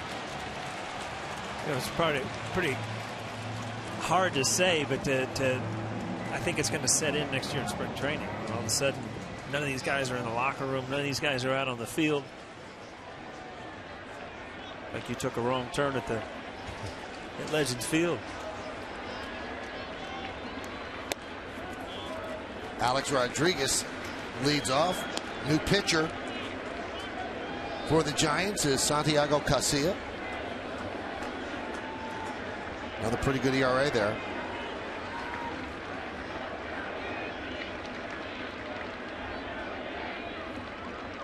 Hyundai scoreboard 2-1 Giants.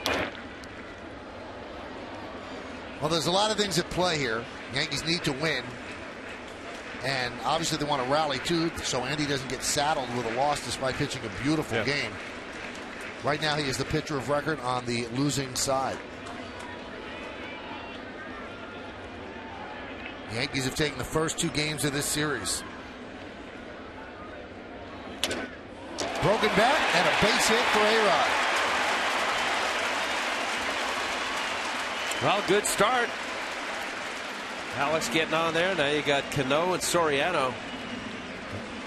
Pinch run here. You know what? It's a tough call. They have it all the time, Paul, because of a close game. But this time I think they're going to do it, and it makes sense. So Alex is going to be pinch run for it, and it's going to be Zoilo Almonte. Michael, wasn't it Almonte that the first time he pinch ran, we were doing the game and he missed third base coming around? He's learned from that, though. He's all that wisdom now.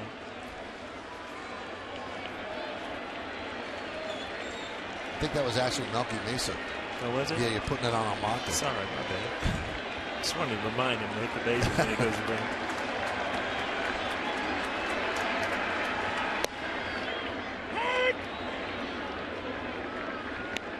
Count 0-1. Well, a little different look here from Casilla. Early on, Petit, more of a off-speed changeup. Move the ball around. Casilla's going to come right at you.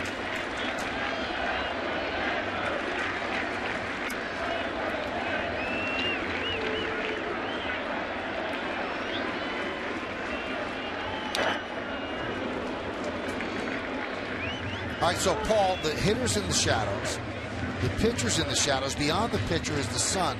Does it have any effect on the hitter now? It's tough. There's no doubt about it because it's so bright out here. You just don't. You know, hitting is all about picking up the baseball and the seams and the spin, and you just. It's like you're squinting because there's so much light out there behind the pitcher. It's dark coming out of his hand. I think of even batting practice, guys showing BP, it's hard to pick it up in some stadiums where it starts getting dark. Grounded foul. Casilla has pretty good stuff too, and anybody that just throws hard and kind of slings the ball right here. See, that's a curveball, and you don't pick it up. Yeah. That was an awesome shot. Look at this. You got the light in the back, as Paul's saying, dark with the pitcher, and then look, it gets bright again, and then dark. Can't be good. But wasn't that the thing with Big Daddy Lee Smith all those years? The sun going down. Yeah, I mean, he was great closer. Really good. You're talking about the closer in Chicago. Pitched all the day games. Yes. Nolan Ryan, all those guys that used to intentionally start him on the 4 and 5 o'clock games out in Anaheim.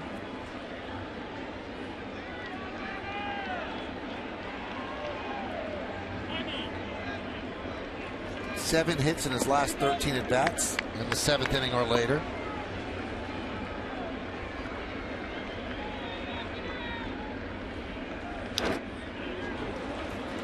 I'll tell you but Casillas giving him a couple good pitches to hit 0-2. Again, Robbie is just having all kind of trouble just trying to square something up because it's tough to see it there. All kind of running away, but still having a lot of the plate.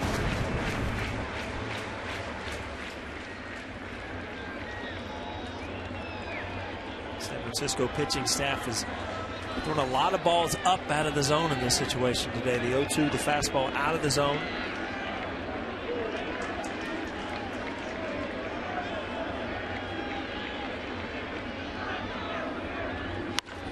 Grounded inside first and down the right field line. Kicking out to Pence. Almonte is going to be held at third. It's a double for Cano. And the Yankees are set up second and third and nobody out. I'll tell you what, it's an exciting time to be in Yankee Stadium. A huge hit by Cano. Gets a hanging breaking ball and just hammers it on the right field line. It's by Belt at first base, and boy, I tell you heard the crowd roar. Good choice by Girardi to get that pinch runner in there. They caught a little bit of a tough break because if it didn't hit that side wall, it goes into the corner and Almonte probably scores.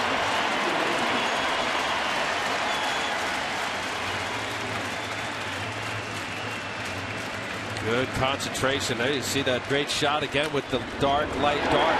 Brandon Belt, good first baseman just by him. See Almonte on his horse. Robbie Thompson holding him up. All right, second and third, nobody out. The Giants will play second and short back, so Yankees will get a run on a ground ball to those positions there in at the corners. Important for Soriano to remember here is you've got to tie this game before you can win it. And you've got to put the ball in play. You've got to get that guy in from third. If you drive a base hit, get a good pitch to hit, great. You'll drive them both in. But your concern now as a hitter is to tie this game up. Get something in the outfield. Get something up the middle where the ground ball is even going to score a guy. You cannot put yourself in a position where you can strike out here.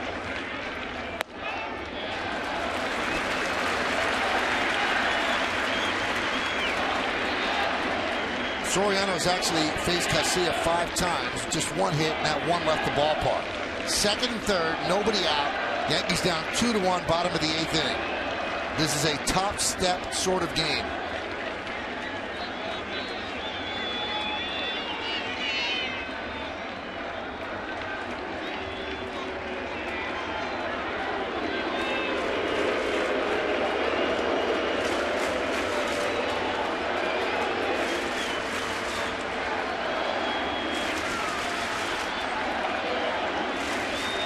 Sanchez wants to talk with Casilla.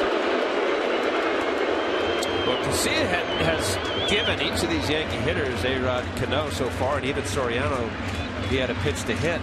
Overthrowing what looks like a little slider, middle of the plate. I don't know the choices for Dave Righetti and Bruce Bochy, the manager.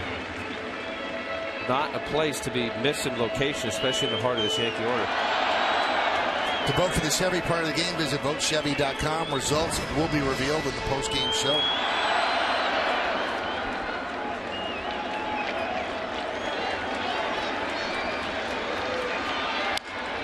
Ground ball at third. Here comes Almonte, and here's the throw. He's going to be out. He hesitated there. He just got stuck in nowheresville.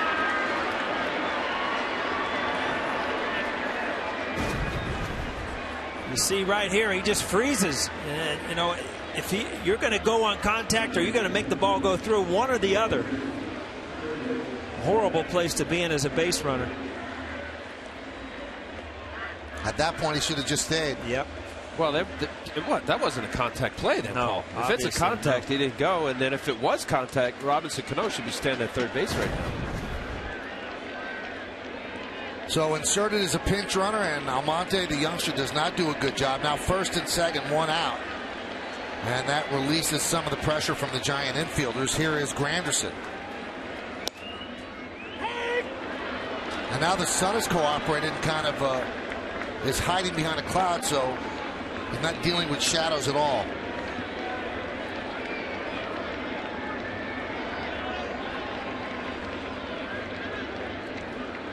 Cano's at second. Soriano is at first.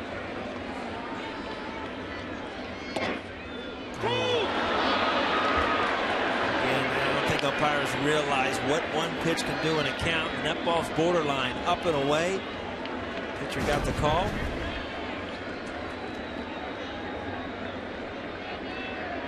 Pitch out? Of course. Yeah. I think it's a strike. The 0-2. That's strike 3. Dialed it up to 97 miles an hour. So the Yankees had runners on second and third, and nobody out. Now it's first and second with 2 outs. Well, as you said, Paul, that 0-1 pitch, that curveball that looked upstairs, put Granderson in a real tough spot. 97 mile an hour, was not able to hold up. As a hitter, you start looking up there and you try to cover it, and next thing you know, he throws it 97 with some movement up there, and you just can't catch up to it. Yankees hitless in 6 tries with runners in scoring position, and now here's Eduardo Nunez, who is 1 for 3. Here's a kid that, you know, you really are still trying to figure out, is he going to be a mainstay here or something? These are the at-bats, I mean, coming down towards the end that you really take note. Does he look confident? Is he going to come through and play, you know, in times like this? Huge at-bat for the New York Yankees. Yankees have 8 hits, the Giants 3, but the Giants lead 2-1 bottom of the 8th inning.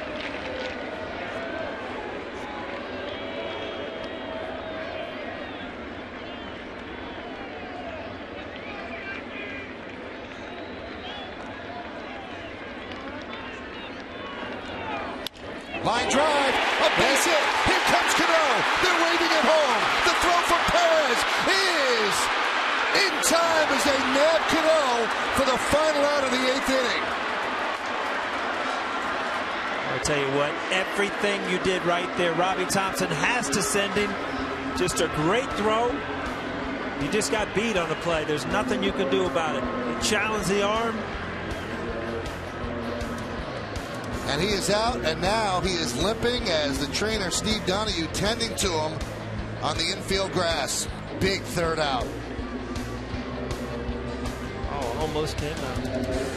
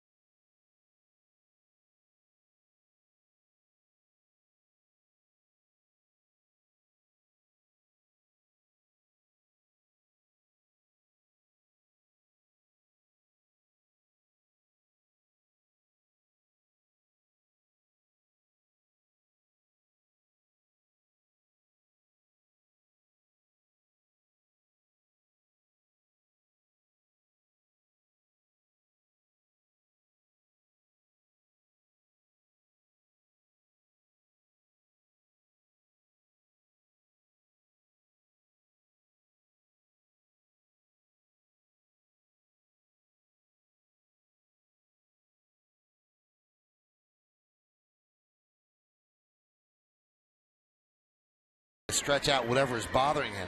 Juan Perez, who made that throw to end the inning, leads off, takes a strike. Yeah, what a perfect throw, Michael. And as you say, Paul, everything had to work out perfectly. Nice tag by Hector Sanchez. Wow. 0-2. Tell you what, you thought, I mean, Nunez got jammed. He did a great job, but you thought you'd have enough time with that. Robbie did everything right. Robbie Thompson did everything right.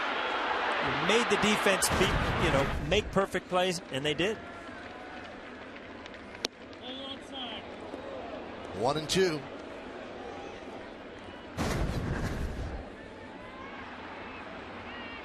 See what happened with Robbie. A lot of times when you slide in there, you see that knee comes down and you kind of strain your hamstring or the back of your knee. Off the glove of a diving Ryan, and it trickles into center field. A base hit for Juan Perez.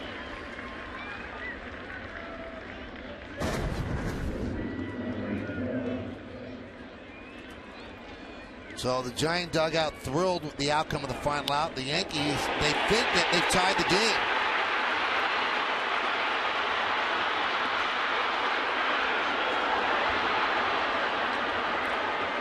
From ecstasy to agony in an eye blink.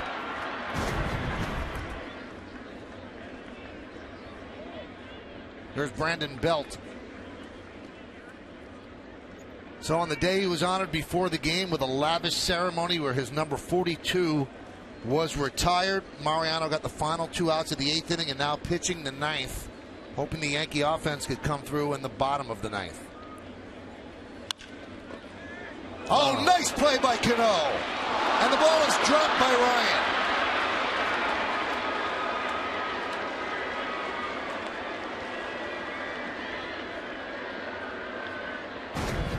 I'll tell you what, this ball's hit hard.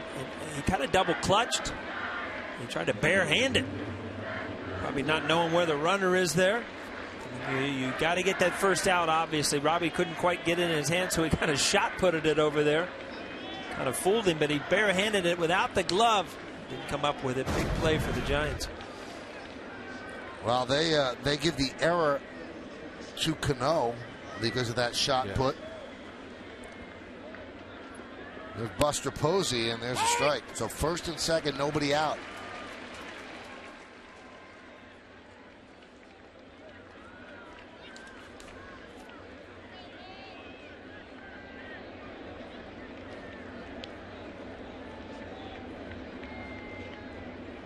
The 0-1.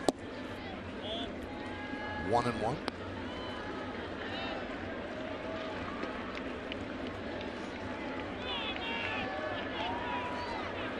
Sergio Romo will try to close this out. Shattered bat, and Cano makes the play. That's some lumber right there. All the cutters that Mariano throws, big pitch right here, tough hitter, and Buster Posey throws a sinker. Watch this ball move inside, keeps boring in on Posey. You talk about a shattered bat. Watch this ball. He thinks it's barrel and ends up being labeled. Watch out.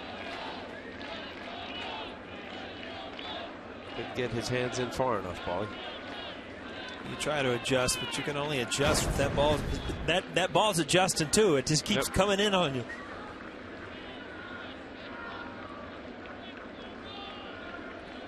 That's going to bring up Hunter Pence.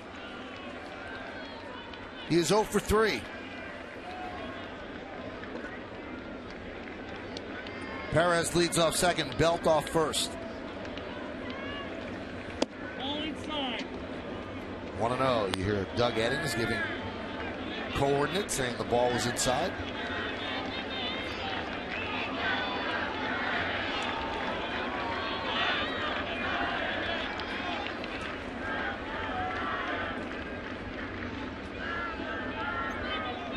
The 1-0.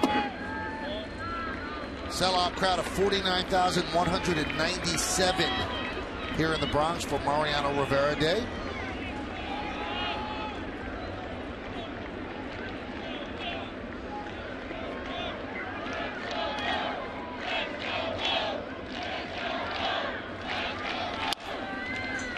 Grounded to Ryan. There's one. And there's two. So Rivera pitches 1 2/3 scoreless innings. And now it's up to the Yankee offense.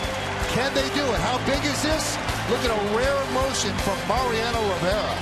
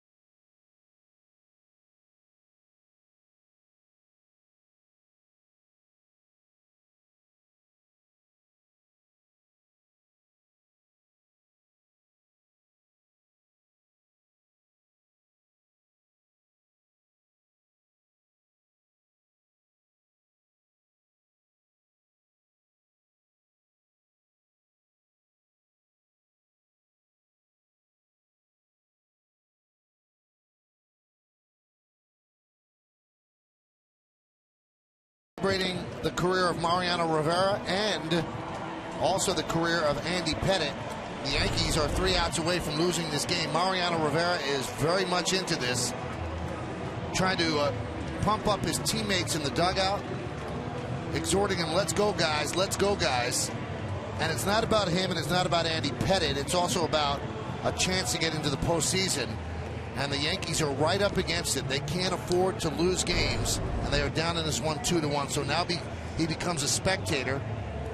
On the day that they retired his number, 1 2/3 innings, 1 hit, 1 strikeout. He threw 16 pitches, and knowing Mo, he wants to pitch the 10th inning if all the Yankees could do is get him 1 run. I'll tell you what, just a string of emotions. You look before the game, then a close game, then watching one of your better friends walk off the mound, and then going out having to get 5 big outs.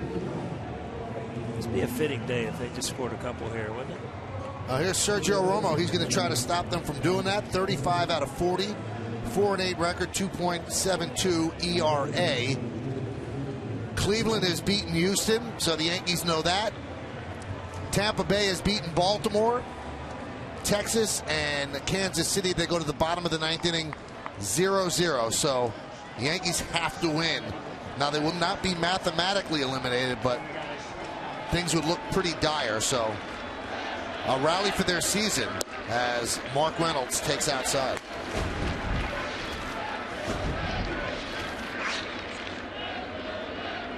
Reynolds, the Yankees' only run, he connected for a home run in the 3rd inning off Petit.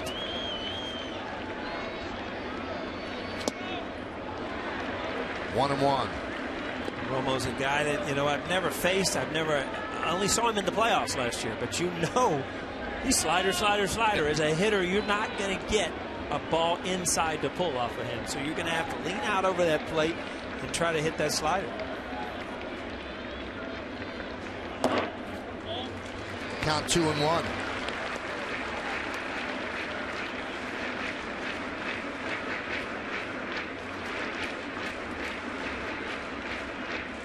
Mariano thanking the fans. They gave those out when he came into the ballpark today. Now he'd like to thank his offense as the count goes to 3-1.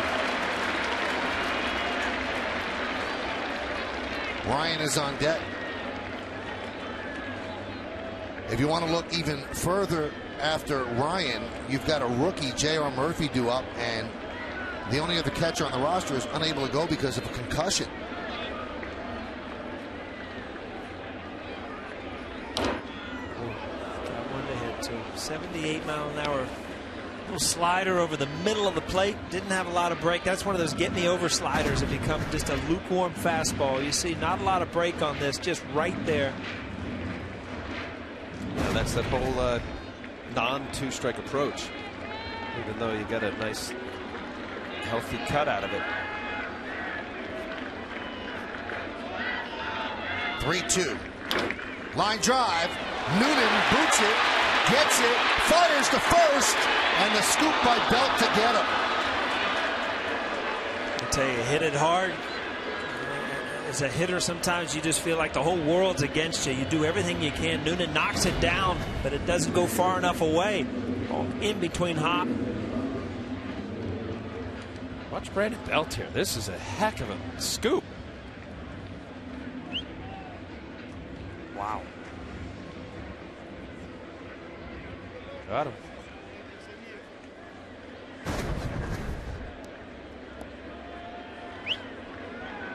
Now here's Brendan Ryan. He is 2 for 3 today. Double to left and single to right.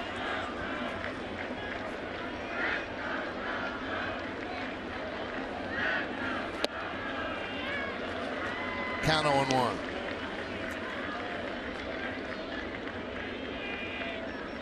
Paul, when you're saying about the slider, I think about Carlos Mamal, guy who was with the Cubs, now the Dodgers, and I play with the guy Turk Wendell. But it's just that occasional fastball, as Romo did the one fastball to Mark Reynolds, to make you think. There's 2 sliders in a row. You don't have to throw 95, and Romo's been an effective closer for the Giants.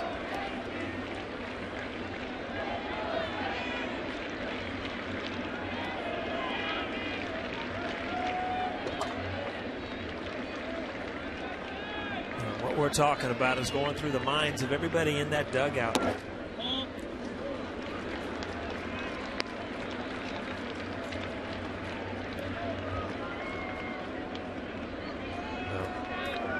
To say an emotional day obviously is not really telling the whole story, but you feel it. You can see it on the face of these guys, and really wanting them. As Michael, you talk about the big picture, but this is a big day for a lot of reasons. 1-2, 2-2.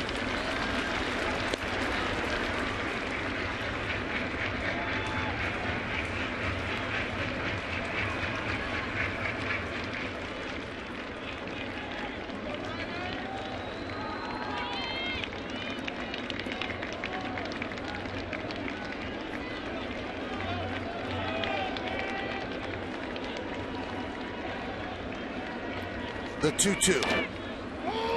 Popped up. And the Yankees are down to their final out. And they will have to leave it to a 22-year-old rookie because they have nowhere else to go. They don't have another catcher. Murphy came in after they pinch hit for Stewart. Kid's got some pop. He's 2 for 11 so far in the big leagues, and you can imagine what's going through his head. When Mariano signed with the Yankees in 1990, J.R. Murphy was not born. And here he is trying to save the day.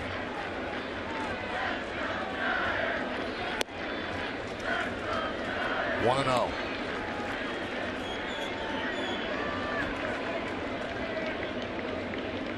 You can't say enough. I mean, you're down to your last hitter here. I mean, Andy Pettit. I mean, they answered the bell. An unbelievable start. We've just seen every opportunity to keep this keep alive in this pennant race. As good as he can throw, and miss with one cutter. Ended up costing everything. Count 2-0 now on Murphy with Ichiro on deck.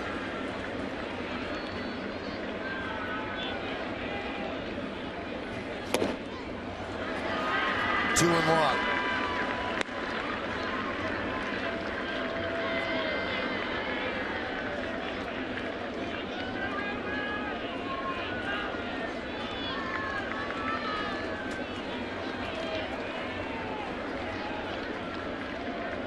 Romo deals. Yankees are down to their final strike.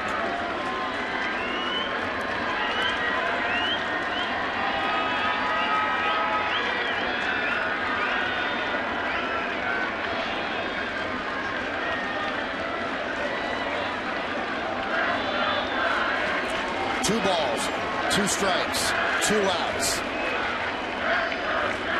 Swing and a miss, and that will do it. On a day that celebrated the career of Mariano Rivera, and we saw Andy Pettit for the final time on a mound in the Bronx. A devastating loss for the Yankees in the present as they fall 2-1 to the Giants, and their pennant hopes really take a body blow. Well, stick around for the postgame show to find out who's today's Chevy Player of the Game.